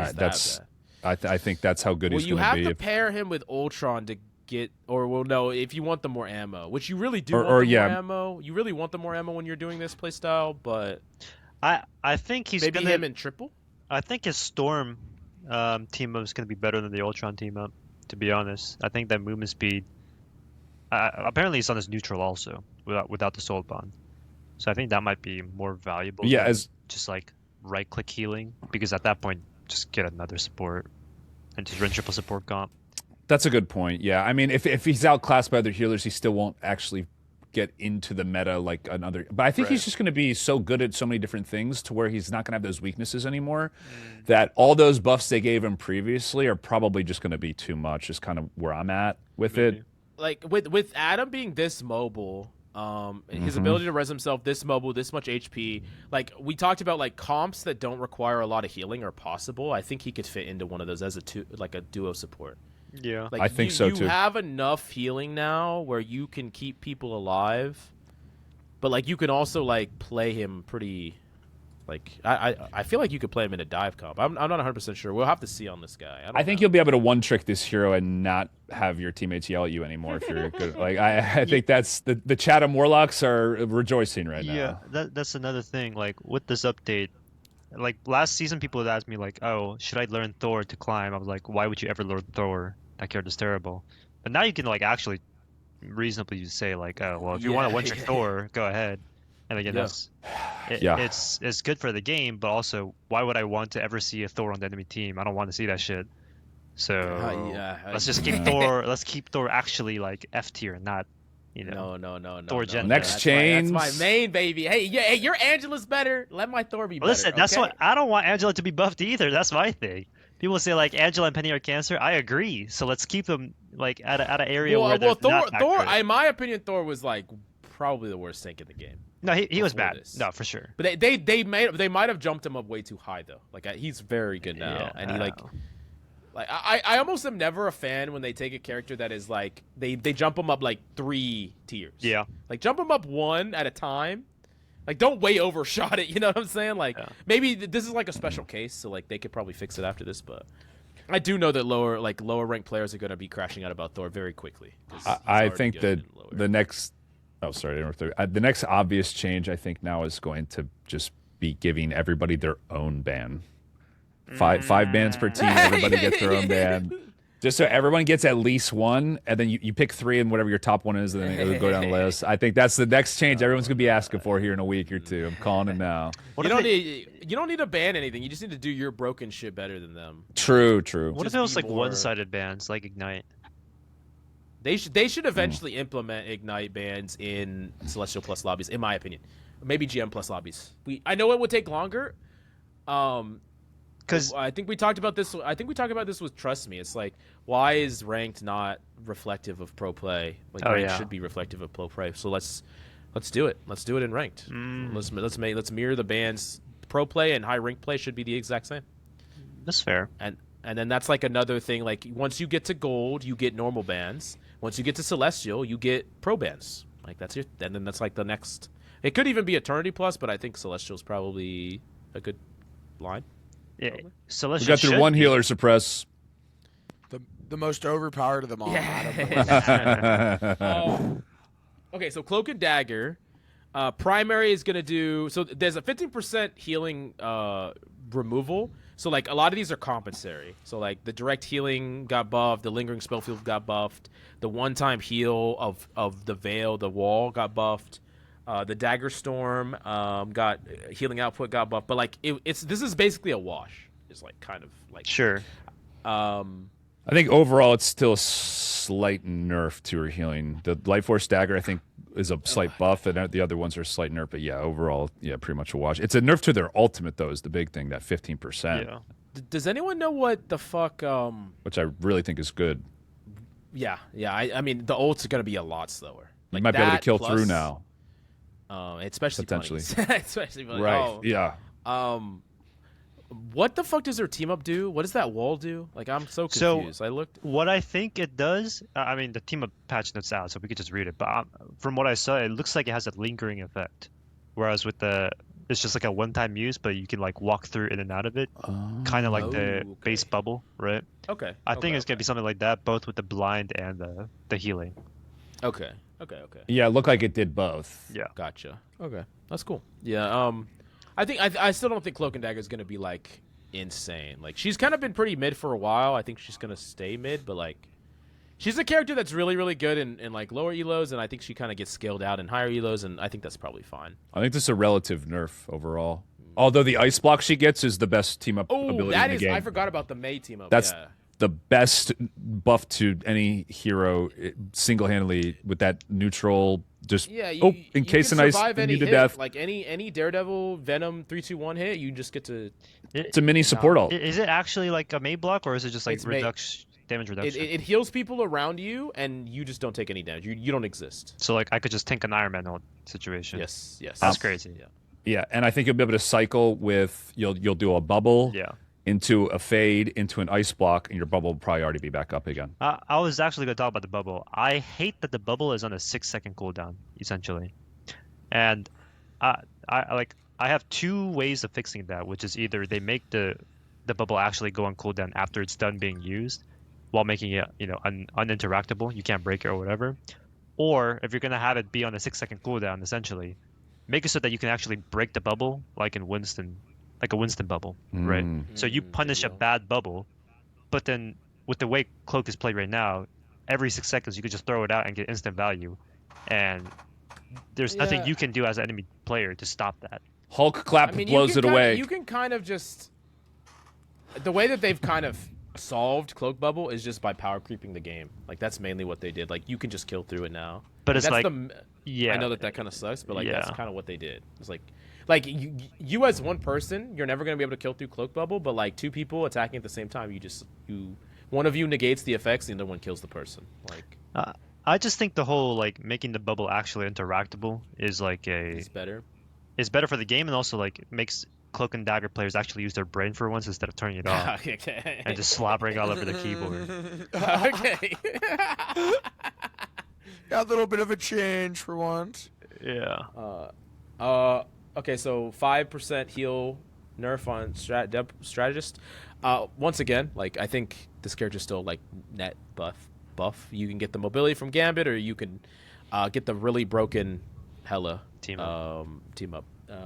At the top end. Like the only thing like I'm a little afraid like in the case of Pool, like Tank Pool, he got a buff to his neutral, so he could still level. Like the early stages are the things that are a little bit scary for pools because they're really weak, but sub pool can get through those early stages better than the other ones, I think, like really easily, because you just once you get your bobblehead, the bouncing bobblehead, you're fine. Like you can just kind of snowball from there. Mills, do you think there's going to be a situation, since you play all the pools, where you might be more inclined to play one and then swap later on? I've done it before. Like in Yeah. overtime situations, like that's DPS crazy. pool is the most broken by far when you're max leveled. So like the ability for me to play the early games as strategist, and then like I've actually did that in some games we played where it's just like I didn't feel like we had enough value later on, and like in overtime I also swapped to DPS pool. I get my ultimate in the first like 15 seconds, and then I have like a DPS ult. Like a DPS ult right away is so strong. Like it's just. Do you so think good. that progression is going to more or less stay the same for pools, or do you think it'll flip flop a little bit with like the power reallocation with some of these like stat changes? Yeah, it's a little tricky. Because I mean, the you're tank still- pool buffs. Most of the buffs are mainly going to your high end. Oh wait, I didn't even think about this. This is the interesting thing. You could start the game on the Gambit pool, and then once you're leveled later, you can swap to the Hela pool and level up. Oh, yeah. Yes. Because then it's easier to level up early because you have an that's a extra good idea. mobility. 100%. That's On kind of what top I was of asking. that, yeah, no. That's I mean, wild, these would actually. be I gotta insane. think about that a lot. I gotta test that too, because Do we if it think scales that way, it's insane, actually. there should be a punishment for swapping perks or swapping your team up abilities? I don't know. Like, how would you maybe. punish it? Like an ult charge? Like let's say maybe like you can't, like you select one, you can't swap back and forth and spawn. You have to like wait like 30 seconds. Yeah, I mean, maybe or like maybe, 20 like, seconds or like a life. The or effectiveness something. is like cut in half. Right. I think if people start like I see. abusing Maybe it, you have to commit to then one. Yeah. Because the difference between, I think, this game and Overwatch in terms of their team up abilities is with this game, you can just get it, instant value the moment you swap on, especially if you have a teammate that's on, like, if you're on Deadpool and you have a Hela, instantly you get the team up, it's, like, valuable. Whereas I think in Overwatch, you have to, like, build up to it if you swap. Right. Or you can't even swap in the game, I think. Yeah, like Rivals runs with this where it's like they think about the cost of things. So like in Overwatch, it's also with the ult swapping. Like when you swap, you lose, like you get percentages or whatever of your ults. Yeah. I don't know. I think they like it that we're like truly free. Like you're free to just pack up your comp and swap to a different one instead of like nerfing yourself. Okay. I do understand what you're saying. Like I don't know what I prefer. I mean, we haven't tried it, so I guess we'll have to see. We'll have to see. Yeah, I'm not sure. I do like the idea where I come out on one comp, it doesn't work. I can swap to a different one, and I'm not penalized for like trying to build. Because like then you get to build things. Like let's say you and I are duoed. We're like we go back and spawn, and we're like, oh, how do we build? What do we want to do? All right, I'll play this, you play that, and then we figure it out. You know. So that's kind of cool. That's like a cool aspect of it. So I don't know. Okay. I don't know. Yeah. Yeah, another thing to add on to that as well, dude, the Deadpool, like the overall ult changes, like the 20% decrease, all the Deadpools are going to be unbelievably buffed because they don't have any ult change at all. They just have your ult on 60 seconds. I completely forgot about that shit. So unless it's a good like, point. unless they That's make a it really longer good than point. 60 That's seconds, insane. Deadpool might just be the greatest character in the game. He's an ult every minute. Or 45 seconds or whatever. I That's forgot actually about that. insane. So okay, Yeah, if- people don't if really think that about is that. true, and then also I can level with the Gambit team up and then swap to the Hela team up in late game. If both those things are true, all three of the Yeah. pools are bis. Like they're all insane. Yeah, I Yeah. mean Mm. that They're is crazy. insane. That's wild. I didn't even think about that. Yeah, because the last time they did this ult change, they changed it from 45 seconds to 60, like you said. Like, and they didn't change it this time. Fuck. Okay. Yeah, that's what I'm saying. I think the pools are gonna be insane. Just nuke it. But starting with the Gambit team up is a Hey, good ass hey, idea. pick him up, baby. Let's go, Deadpool. I've been playing him since the launch. I knew about him long Oh, ago. let's dude. go. Yeah, I backdoored into learning them all because I Hell just went yeah. to whatever the most broken one was. And, Bro, I am excited for this hella Deadpool team up, dude. That is it's dope. gonna be sick, dude. It's gonna be. That actually is sick. dope. Oh. Okay, so Gambit lost 5 healing, but the kinetic card's single healing output from 28 to 30. Kinetic cards is his primary, I think. So it's like basically a wash, is what it looks like. Got some AoE healing. Looks like with Jubilee team up. Yeah. Yeah, I mean, like they did. It feels like they didn't really do a lot to this character, but he's still really strong. They didn't do a lot to him. My thing is, I'm still permabanning him because his ult is broken, right? And then they also gave him like 7 different team ups.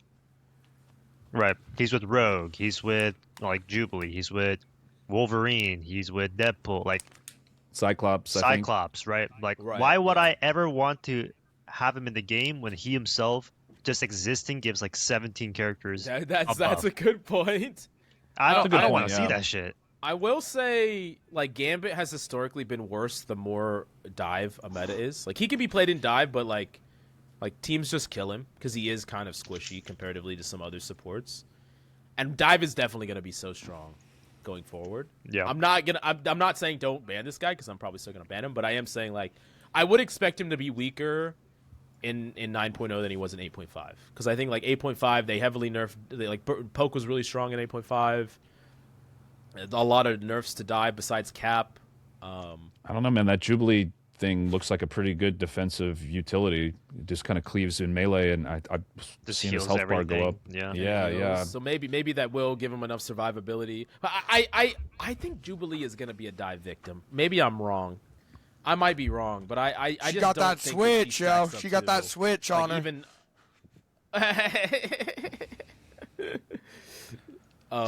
Like, is she really gonna be able to like threaten a Venom? Like, if the way that she stops a Venom is like blinding him and dealing damage to him, is that really gonna stop him? I'm just not confident in it. I mean, blind is maybe. so good because it stops you from doing things like Venom Slam, right? You can't. I I guess mean, yeah. that's Does true. a blind? Does she have a blind? Does her blind do damage? Like, I feel like you have to cloak like I damage. think it does. I need to test that character more. It's That I might be would have to crazy watch. because if you can, then you could just like instantly. Man. Venom might be. I'm telling you, with the Punisher team, if you pull out the full auto, you could evaporate Venom. Like, I don't know what you're gonna be able to do against a full auto. what's shotgun. the cooldown? Because I think Venom, like the song and dance is Venom's gonna try really hard to bait that out before he does anything. I hope it's got to be at least 45 seconds, but if it's any, it might be Like 30. if that's dude. like really short, then it's gonna be very hard. If it's long, then Yeah. it's kind of like just a song and dance where you're kind of sandbagging it as long as you can. Yeah. And he's trying to just like Yeah, get it's this honestly toe just in. based off whoever like plays better. If you play it good enough though on the Punisher, you really have nothing you can do on. I mean, on the because you Venom still there get to with just normally shotgun him. Like you don't Yeah, have to yeah. use the team up to that. Yeah, threaten him. and even then with the blind, you could like 3-pump him without the unlimited ammo, and then Yeah. when you do have it, he has no chance. Another reason Gambit probably needs to be banned is because his ult will make you get your ult faster, right? That's also that's true. And that's really valuable now. Same with Captain America. So that's something to look that's a out good for. point. That is a really good point. Yeah. Okay, so Invis, the orb outgoing, like her prime. This is her primary, right? Orb projection. Yeah. Yeah, her 5 primary. more healing on the way out, 5 more healing on the way in, but then compensate. It's basically a wash, but her other abilities are a little bit weaker. This is overall pretty big nerf It is a big nerf. to Invis. I think this is a bigger nerf. Like don't Thank let the God. stats. This is not as much of a wash as I think you really. You'll be able to kill through the her shield ult. also doesn't heal as much. Her ult. Her I hate primary this does nerf go as much. down. Yeah, this is one of the more notable nerfs I would say. That torch wall is really good. What's the other team up? She makes the It's entire fantastic. team invisible. That's really cool. I'm glad they're pushing her in that direction, guys. That's what I think. They should have made her more utility I cannot wait based. to just be like walking and I see nobody and I get Yeah, the jumped. ambush. Like, Yeah, with the fucking Mr. ambush. Fang. No, they need more stuff like this. This is. I actually really like the changes for Invis. As someone who I think they've mishandled this character and made her a raid boss. I think this is kind of moving her in the Give her direction the she should sneak. be. Yeah, double Less down on the output, invis. more fun, invisible woman type stuff. So this is to me one of the better changes. On I think it'd be these cool. notes. Wait, does that only give Mr. Fent invis, or can she give No, anything it's. invis? I think anyone in the radius.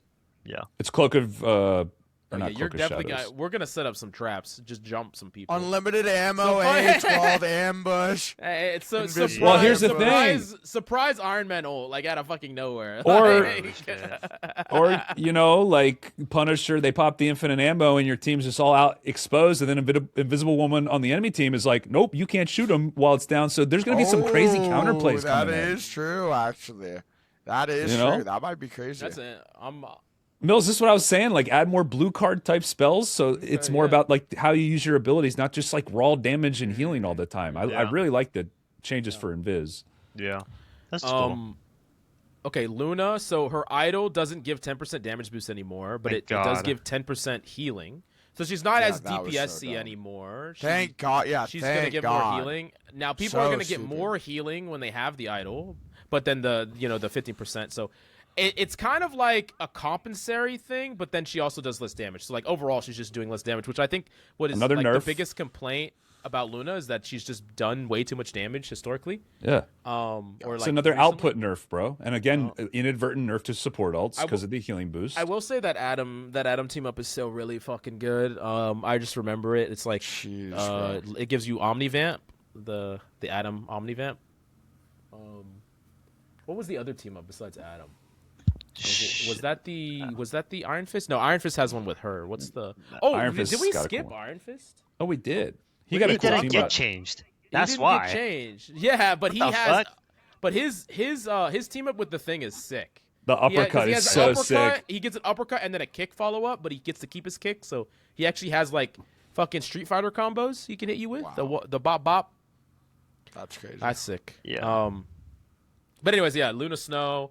I forget. I think this is a healthier direction for her. She should not be this DPS character. Absolutely not. And it's not like she can't fight back. She still does reasonable damage. It's just Yeah, like she was doing a little bit way She too much. just did too much of damage and healing.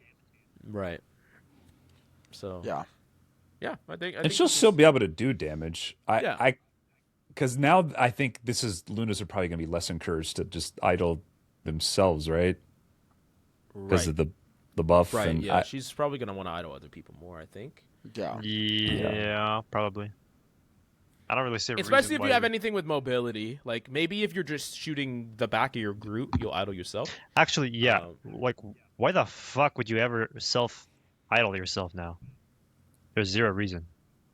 just when you're by yourself, maybe at the end of a fight or, But you can't. going off.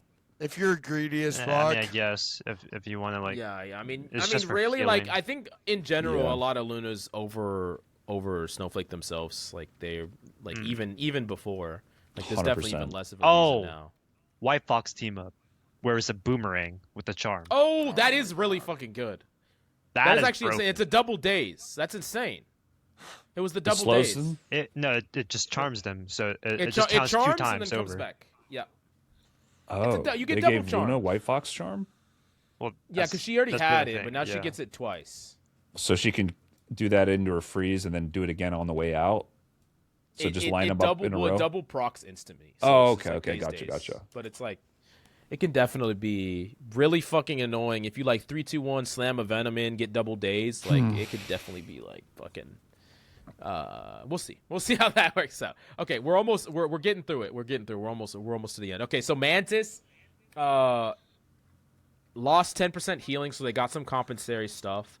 With the Star-Lord partner, you, instead of the healing flower doing 10 plus 25%, 2.5%, it's of the target's max HP, it's 15 plus 3% of the target's max HP. So that's quite a bit better. Like basically, you need the Star-Lord if you want to be it to be as effective as it was before, and I think it's a little bit more effective. And then with the Atom team up, the Nature Favors passive effect is enhanced after casting Nature's Anger, and only while Nature's Anger is active, increase self-healing from 12.5 to 17.5 a second. So her initial burst healing actually goes down, so you're going to want to pre-hot people now more, I think, on her, is how you're going to play her.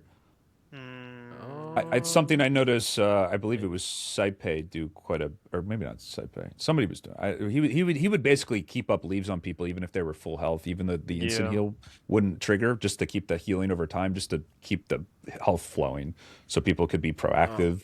I think you're going to do that even more now. Yeah. What's Nature's Favor? Is that the sleep? I think that's her damage boost. Oh, damage boost. Okay. Okay, interesting. Okay, so you get more self heal from that. Okay, interesting. Here's my fear. Like, we have Adam, Star-Lord. Like, Adam and Star-Lord already have a great team up, and then she gets to be like great team up with Star-Lord or Adam. Like, triple support Star-Lord is probably still fucking really good. Like, Yeah. Yeah. Triple supports Biss. Mantis is still one of the best healers. Like, I don't I think they did good on Luna. They did good on Invis. I don't really love them not addressing the damage boost of Mantis because it's. They just need to remove agree. the movement speed. I don't know why they gave her that. That was broken. The movement speed. Oh, yeah. We were saying last week they should full commit to it and just take away the damage we boost. we thought I'll give her Oh. only speed, no damage, because then But- it's good on certain types of characters, but it doesn't make Poke broken. Like Torch isn't going to be broken with movement speed. Neither is Elsa or Cyclops. Like movement speed isn't what make those guys broken. It's just the damage breakpoints. Yeah. Okay, I could see that. Or do something besides leave her in this way. Yeah. I don't know. Yeah. I think she's my biggest op. Like, this is the character No, that yeah. I love Mantis Mantis is like OP. as a design, like when I first played, but she ruins the game in a lot of The lobbies. the only reason why she's not perma-banned is because half the support player base can't play Mantis, and so you don't have to worry about it. But when she's in the game, like Jesus Christ, the games are miserable. I'm abusing Mantis right now. I love it. Also, to be honest, like at least 75% of all the DPS players out there would probably get more value if they just swap triple support Mantis. Oh, Oh no, 100%. like it's the same thing. Like it's like Mantis is. I mean, she's just too strong to not play like in so many situations. If you have even a little bit of aim and you know how to hold an angle, like an off angle, like Yeah. it's. by the way, Mills, I might have got. I think I have a Mantis player who is willing to come on. So maybe next episode we'll have someone to nice. talk Oh, about the shit. Mantis changes Okay, with. nice. We've been low on supports, guys, because We've been trying to get support players. I've asked so many people. I've asked Kaji. I've asked Dylan Dubs. I've asked fucking everyone. No support players wants to come on the pod. If you're a support player, please hit me up. You're welcome on the pod. It's not going to get any easier with Full Metal Lamps. Or maybe at some point, if y'all don't come on, I'm just gonna double down on the support aid because I don't know what to do here. I don't know Oh, what to do. shit. I'm trying. No, I'm just kidding. No, I actually play support a lot. I play a lot of Luna and a lot of support pool. And maybe I'm not in the club because I play supports that fight back. But like I don't know. Like I'm not gonna heal bot ever. Like no one should. So Yeah. if Speaking that's of the way that you play supports, the game, They're I cannot buffing relate to you. Rocket. They're making his heal better. No. I've seen a few of your Rocket clips, so Surprise. he did get a little bit more healing when the repair orb passes through an ally, but it's offset by the 5%. Oh, But his ultimate's more expensive, and now it has a decaying effect where if you are 20 meters from the CYA, you're only getting 60% of the effect, 60% of the shield, 60% of the damage. bro, not many people are this gonna pay means that attention this to is that. go- yeah. No, They're and not. it does fuck with damage. Like it's actually a big nerf. Breakpoints. Yeah. That's a big nerf. It's hard. It's harder to kill like Yeah, in an that invisible is. as an example, and like That is a big nerf. combo it with team or use it offensively or, yeah. So It's my thing was like I saw this and I saw the nerf to Rocket Ult and I'm okay with that, but I don't know if I like this direction with the nerf because it basically just makes it really hard to use rocket. Like, how are you gonna position yourself with the rocket Ult? How are you gonna position the rocket Ult? Like, you just put it out in the open? That's just punishing bad game sense or whatever. Yeah, it's also kind of inconsistent in the effects it does, right? Yeah. Like, how am I supposed to know if I'm 10 meters away or 12 or 8 Yeah, or exactly. you know, like, especially if it's behind me, like. Yeah, hopefully it tells you like that you're out of range or something, but it probably Definitely. won't. They won't. Yeah, probably Yeah. won't. So This is definitely one of the more odd changes just because of the I agree it's kind of inconsistent. Like I do think Rocket needed nerfs and I do think his ult definitely needed nerfs. This is a weird way to do it. It's going to, I think, discourage you from using it too aggressively, and I think it's going to make it better inherently with just range heroes, which is kind of odd because I think more characters are getting freedom in how they're able to play than like a character like Rocket. They're kind of limiting it. It's kind of weird. Yeah, I don't like how Kinda they're weird. basically forcing you to stack on top of the rocket ult, even though the whole point of the rocket ult is like you place it somewhere else, and now they have to choose between shooting the rocket ult or shooting, Maybe it's kind of like options. Like, you could get the maximum effect, but you're limited in movement, or you can just get a minimum effect and you have to, Yeah, I mean, I don't know. Technically, I can look at it both ways. There's definitely gonna be more strategy now, more decision making based on it, which I guess technically is a good thing. It's just weird taking something away that you've already had. Yeah, it is kind of walking things back a little. but What this is is this a- team up? The Squirrel Girl one's kind of irrelevant, I think. Yeah. It does reduce his cooldowns, but like it's a team up with Squirrel Girl, so like what the fuck? What's his other team up? Just a group one, where your right clicks now change to, like, it heals and does damage over right. time, I think. What? Yeah, but it's not a lot. Damage? It's not a lot of damage. Like, I actually don't really That's think either of deadly his team for ups- DPS Rocket, baby. Like, I don't think either, because I think his primary does more. It than probably that does. Yeah, but it's the fact that it does both healing and damage at the same And time. damage. You could just shoot the balls and Like, shoot I them and think walk they'll be them down. fine.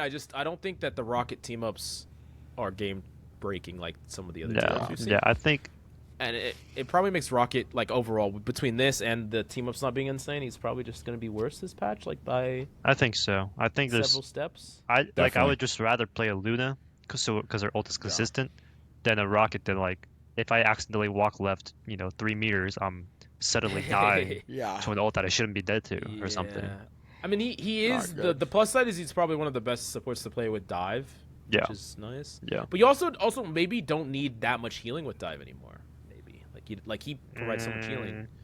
Like, but the res beacon gets a lot of value into dive with dive. Yeah. I don't know.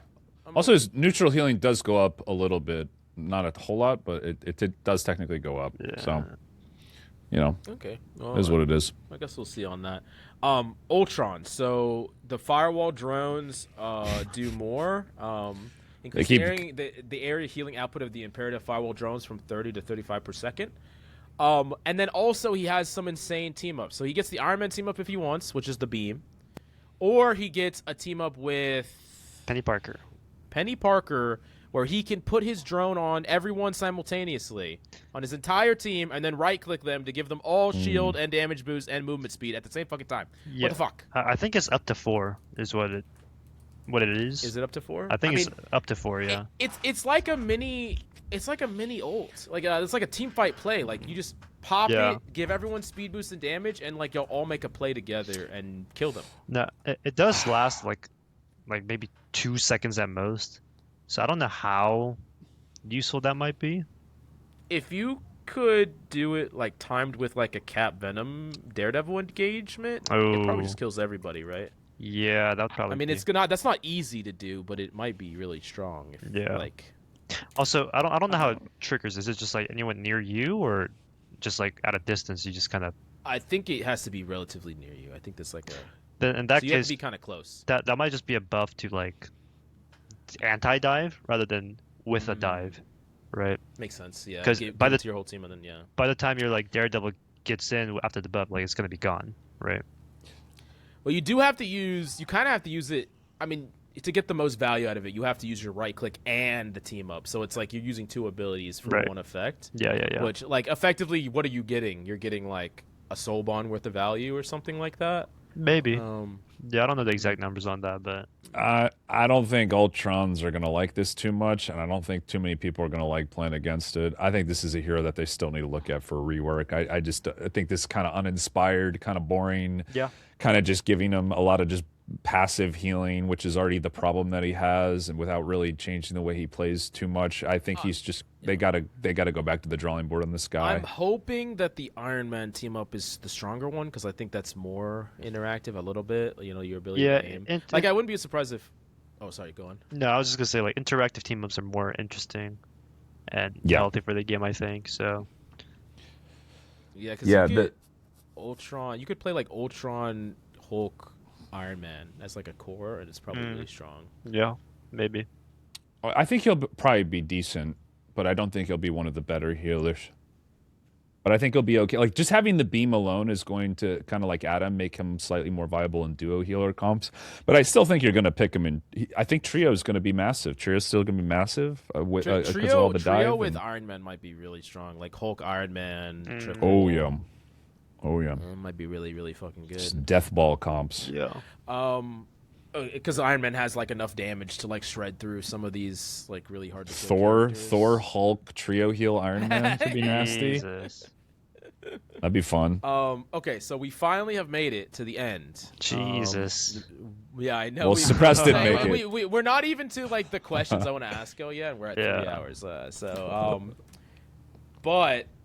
Okay, so White Fox. So the Spirit Sanctuary, which is the teleport cooldown, is up 3 seconds.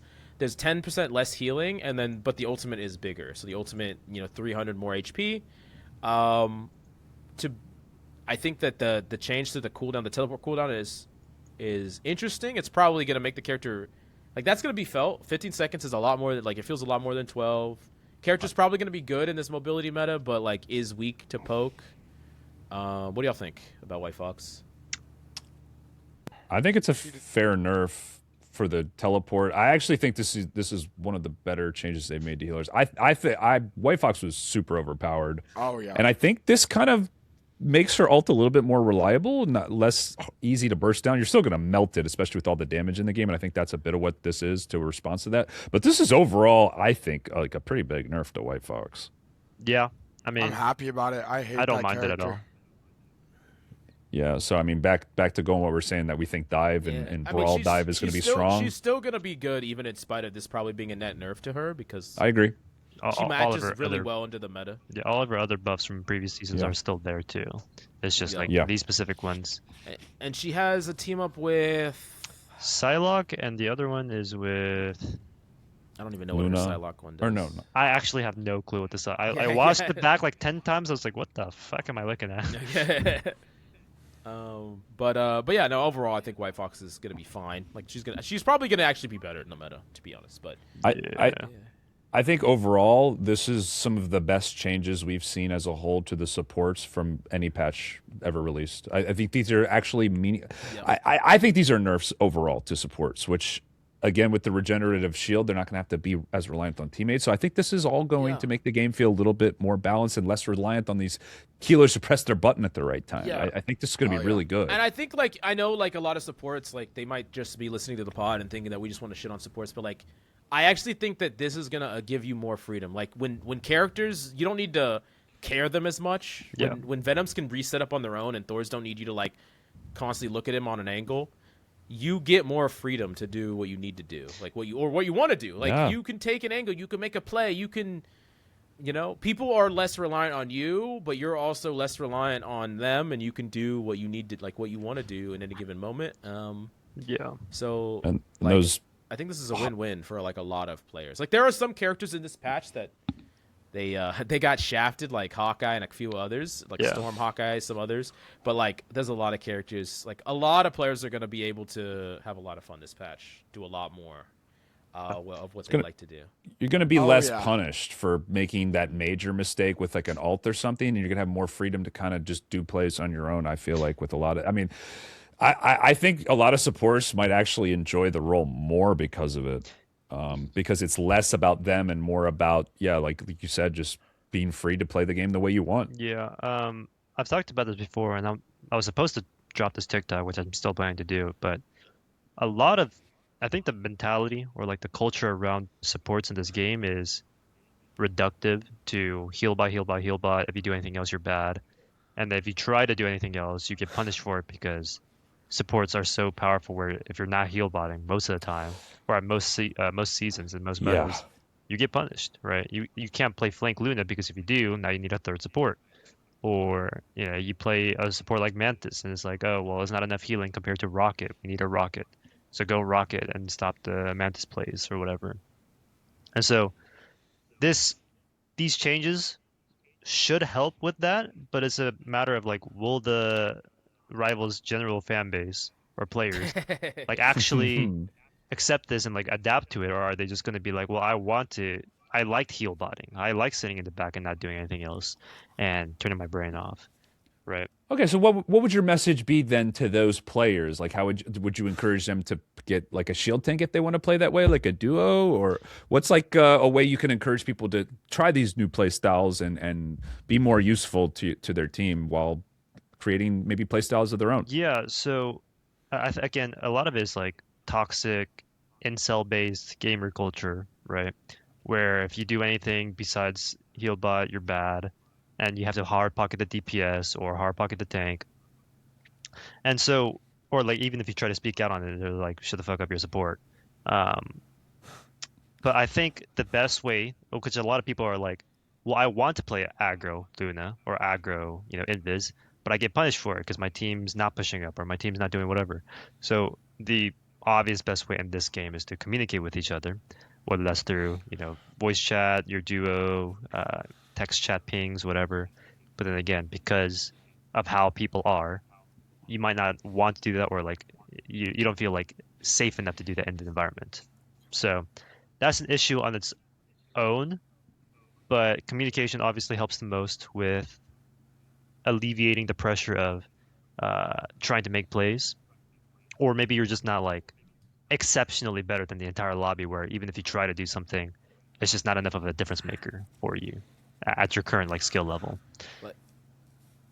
I'll say that like I probably played more support this season than any other season, or I've played a lot of support this season.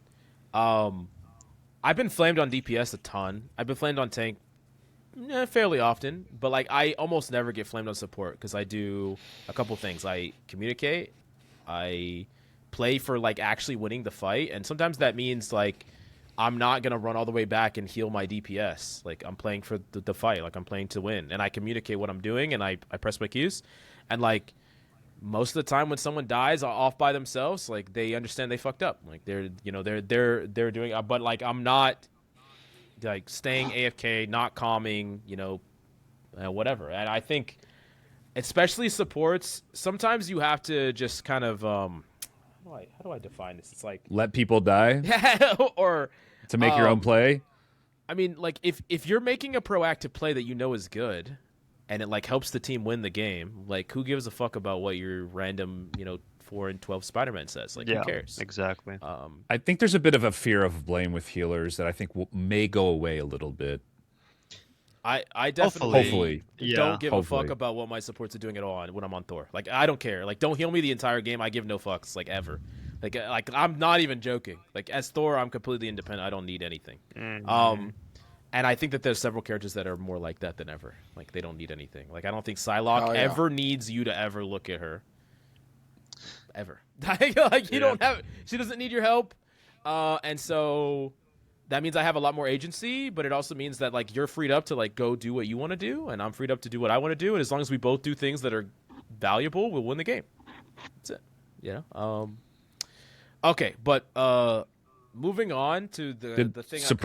Did you want to give any thoughts on like the support changes before we before we move on? I'm glad, honestly. I'm glad that they're getting nerfed because they've been unbelievably broken for so long, and especially even just like a smaller nerf to White Fox, like the 3-second cooldown. Like I think that they should have been nerfed a long time ago, and finally we're starting to make some good changes. Even though some of the stuff is like Mickey Mouse, like at least are trying something new instead of just like triple healer every game, every season for 5-6 seasons. Like, thank God Yeah. they're doing something different. It's exciting. Yeah. Okay, so I'm gonna go through each of y'all, and I want you to give me top 2 best characters in each role. For tank, DPS, and support, what do you think and why? You could talk about the team ups. You could talk about the characters. Kind of to wrap up our evaluation of this patch notes. I'm gonna stop sharing my screen, and also kind of give your summarizing thoughts about the patch notes as a whole. Suppress. We're gonna start off with you. What do you think? What are you can give 1 or 2 characters per role. Just characters that you're thinking gonna be good, like looking good. Maybe you sleeper pick, best winner.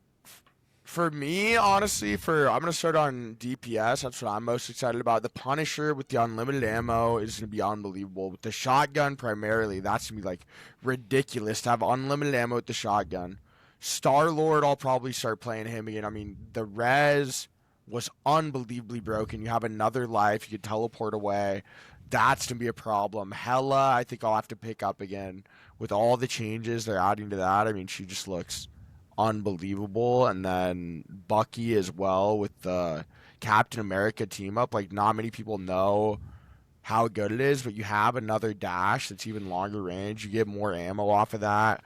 Like, you could use the Cap team up to like escape Groodle if you do have like a Cap. Like, there's so much stuff you do with all these team ups they're adding.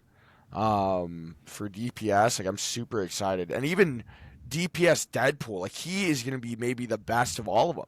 With the Hela team up, like he has been a sleeper pick for a long time, and now with the ult changes, like everyone has longer ults. His ult's gonna stay the same, I presume, and with like the Hela buffs for him, like for his ability stuff, it honestly looks absurd.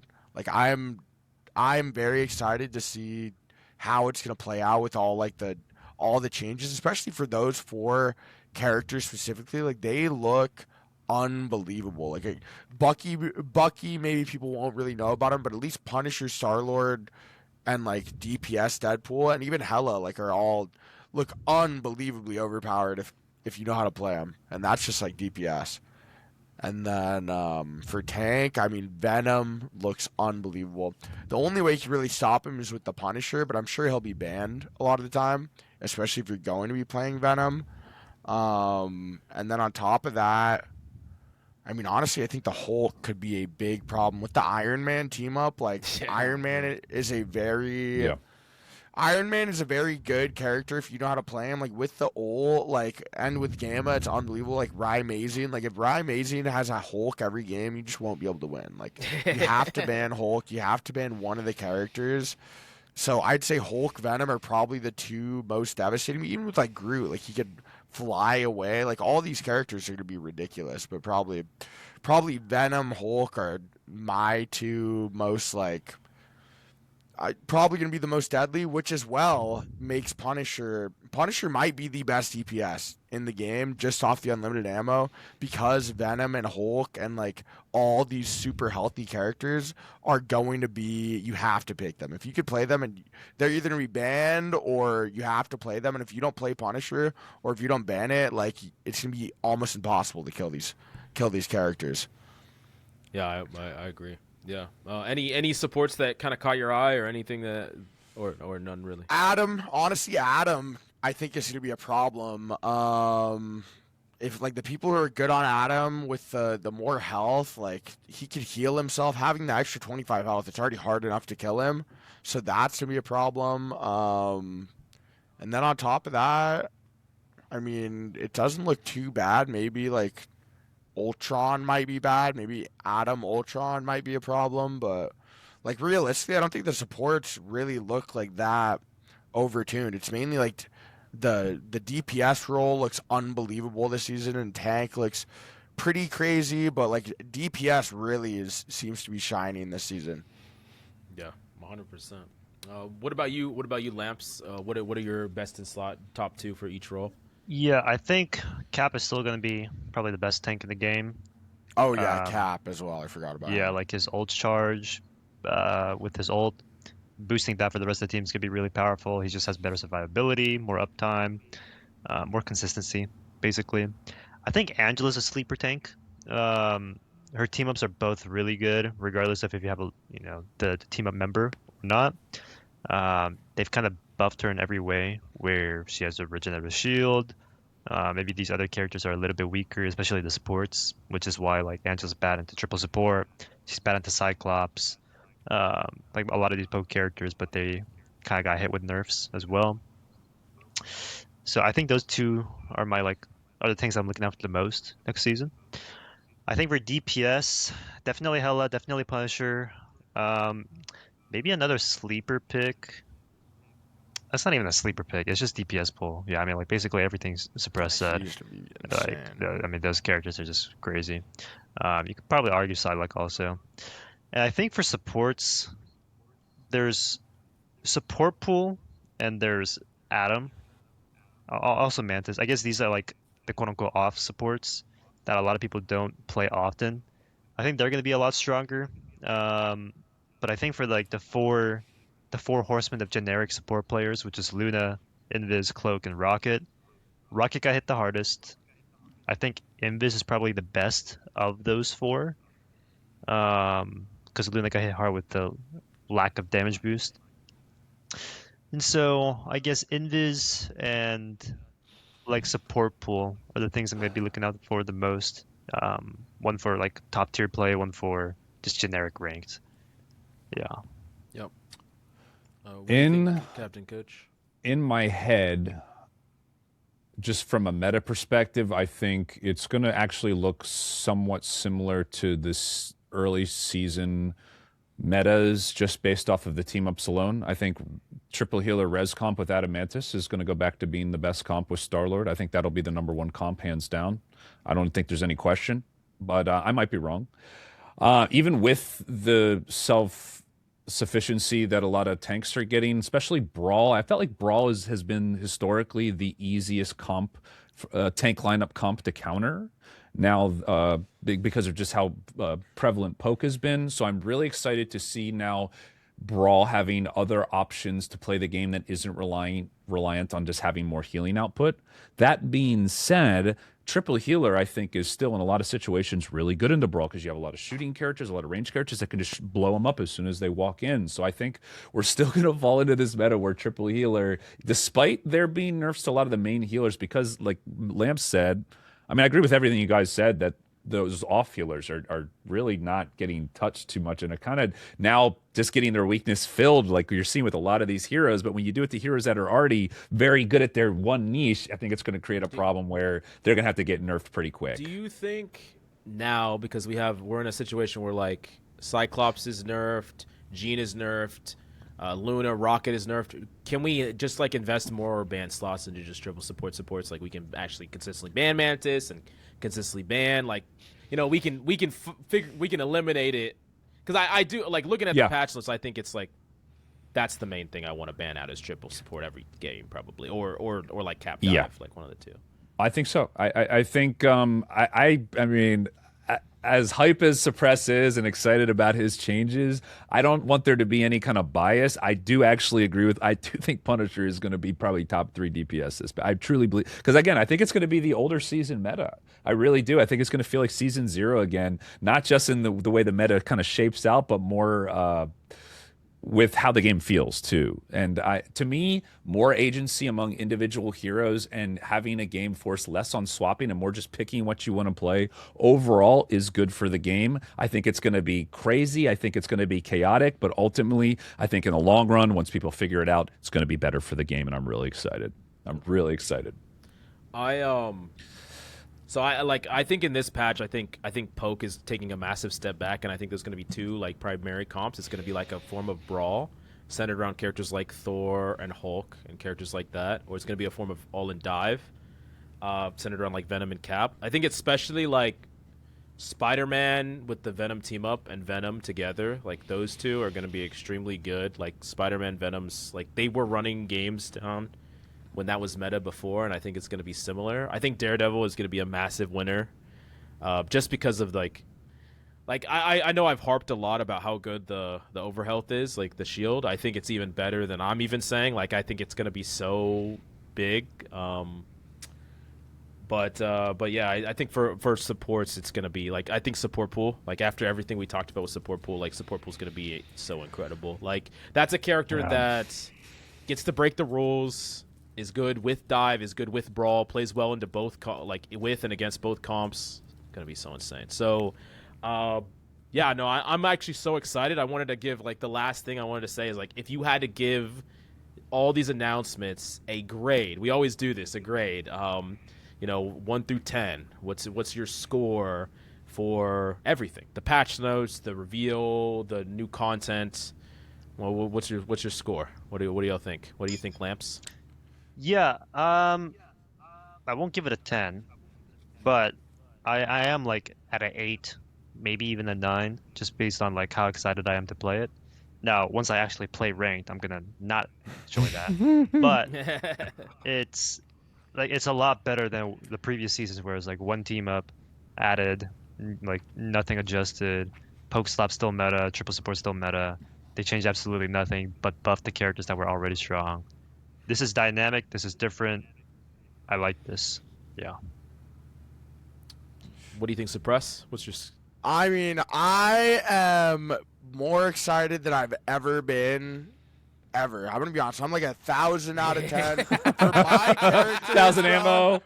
For my characters, I was joking around. People were like, "What do I want?" I was really telling them the 100-round drum on the Punisher is all I want. And I was joking around, like, "There's no way." But then they gave me unlimited ammo. It's even better than the 100-round drum. I mean, all the characters, even DPS pool. I love playing DPS pool, and even support pool. I'll probably start playing him if we need a support, just because he is gonna be so crazy. Honestly, like all the pools are gonna be crazy. Like, I genuinely think if any season, this is a season for the DPS players to take over. It's been no DPS player has gotten like Saipe levels of top 10, like 1 through 5. If anyone's doing it, it's this season, dude. You have everything to do it. Now it's DPS season, and I'm ready for it. Hell yeah, man. What do you think? Mills, I wanted to ask you one more question before, because one thing we didn't touch on. Where's Mag fit in all this? Like, is Mag just left in the dust? So Magneto? He gets the Scarlet Witch sword team up, which I think is actually a good enough team up that you don't even give a fuck about a Scarlet Witch on your team. Like, you just want the team up. Wait, yeah, that's crazy. You also get like the Emma one, which I think is kind of mid. I don't really personally like it all that much. I think Mag might be one of the worst tanks, to be honest. Definitely. I mean, he's bad into brawl. He doesn't do a ton against dive. He's good against Star-Lord, but he's not good against Psy and a lot of the characters. Yeah, I think he's actually probably fucking like C tier. Maybe B. I think the only way he's going to be good is because he's the only person who could really counter the Punisher, though. So if you don't ban the Punisher, then you have to play Magneto. But is he gonna always be behind on your ultimate though? Like, he already is. Right? It's going to be even hard, right? He already is. Yeah. And then if you give him infinite ammo, it doesn't matter. He's just going to, like, it's basically on Punisher ult, like, every 30 seconds. That's true. What are you going to do about that? Maybe Punisher might just be unstoppable. If you don't have Mag, you can't really kill the Punisher. Like, the only way you're going to stop you have to dive him. Like, that's... or just ban like, yeah. And even then, I mean, you have to hope he doesn't have 8,000 bullets waiting for you. Yeah, I mean, it's going to be to like... me, my grade, just because they're giving us so many things that we have been asking for so long, and even though it's going to be broken, I still think just that the effort alone into actually attempting to make this game better and give every role an equal chance to carry, and see them kind of listen to community feedback. I mean, this is, I think, the best patch the game's ever received. And I really don't even think it's really close. I think 10 out of 10 for me. I don't see how it could be much better. Obviously, there's changes they could do. Obviously, they're not going to hit the mark perfectly on everything. But to me, this is like exactly what I'm looking for as a player, shaking up the game in a meaningful way that's going to make player skill matter more. 10 out of 10. Yeah. I think, like, after we went through so many patches, and sometimes they were disappointing patches or patches with really little things happening, where I was kind of just... I'm not going to say afraid, but I was just like, oh, is this just what balance for this game is going to look like? Like, is it just going to be like this, where it's just like these little tic-tac buff plus minus. You know, Yeah, I'm I kind of was just like scared looking too, for honestly, bro. like 4 out of 10s for every patch, and I was like, oh, I need to change Yeah. my expectations. Them working on this when I had no idea, releasing it with this much content. I mean, this is like a bigger change than like Overwatch 2. Like this is fucking huge. Yeah, Like, there's it's so actually much here. this is insane, dude. People don't realize how crazy this is about to be. Like, Are they forgiven for lack of changes in the past now because of this? I'm not even sure that they will be, but like I don't think that me, they'll they be are, the dude. same team going forward, because if they were working on this behind the scenes, like that had to have been like at least half of their brain power, their team power, like they spent so much resources on this. Like I think you gotta this is a new chapter. Like we gotta think about them like post season 9 or new season 9 going forward. We can evaluate the devs from now on. I think this is an insane thing to do, just like a year and some change into the game being out. Like I have to give it just a perfect score. Like what else am I gonna Hell give yeah. it? Like I'm so happy we get to be happy about the game, and I'm so happy for the future of the game. Like this is Marvel insane. Rivals 2, baby. Yeah. Yeah. Yeah, We're out I'm of beta. excited, dude. I've been whining for a while, but I am finally excited to play. I'm actually so fucking hyped to play. Like I can't wait till Dude, Friday. yeah, I was not expecting any of this shit, dude, but I am actually hyped Yeah, to I mean, play.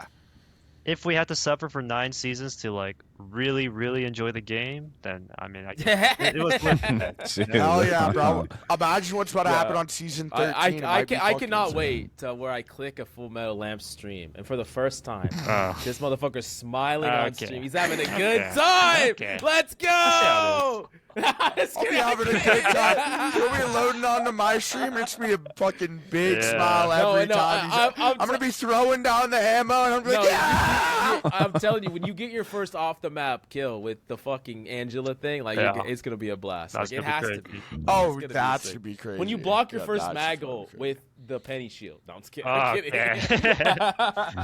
I'm But not- yeah, anyways, guys, it's been awesome having you on. I want you to Hell yeah. tell people where they can support you. Suppress, where can people find you? Where can people support you? Mainly on Twitch. I mean, I'm on everything, and I'm uploading short form everywhere. YouTube, X, Instagram, but mainly Twitch. My Twitch is just suppressed. My Instagram and my TikTok are suppressed TTV, and then my X is soft aim suppressed.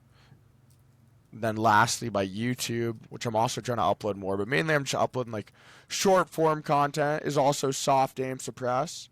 Hell yeah. But mainly, I'm on Twitch. I'm gonna be definitely streaming every damn day. Locking the I'm putty. taking over. Let's- They're gonna call me the fucking Saipe of DPS. Let's go. Let's go, dude. You've been They're popping ready. off. Everyone- Let's fucking You've been go. popping this off is only lately. the beginning, dude. Hell yeah. Sick.